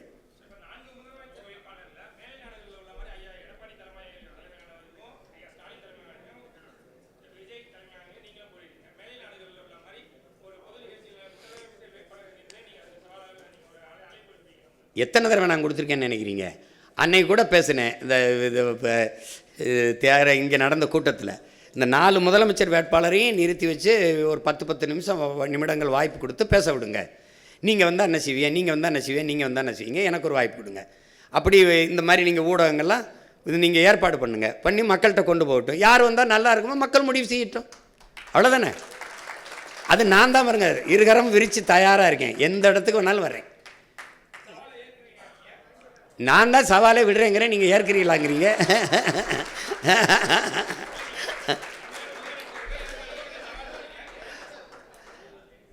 நான் தான் தயாராக இருக்கின்றேன். நான் தான் பல தடவை கூப்பிடுறேன். ட்ரம்ப்பு ஹிலாரி மாதிரி, பைடன் ட்ரம்ப் மாதிரி எங்களுக்கு வாதம் வைங்க, 4 முதலமைச்சரையும் நிறுத்துங்க. முதல்ல நான் வர்றேன்னு சொல்லுங்கள், 3 பேரையும் வர சொல்லுங்கள் முதல்ல.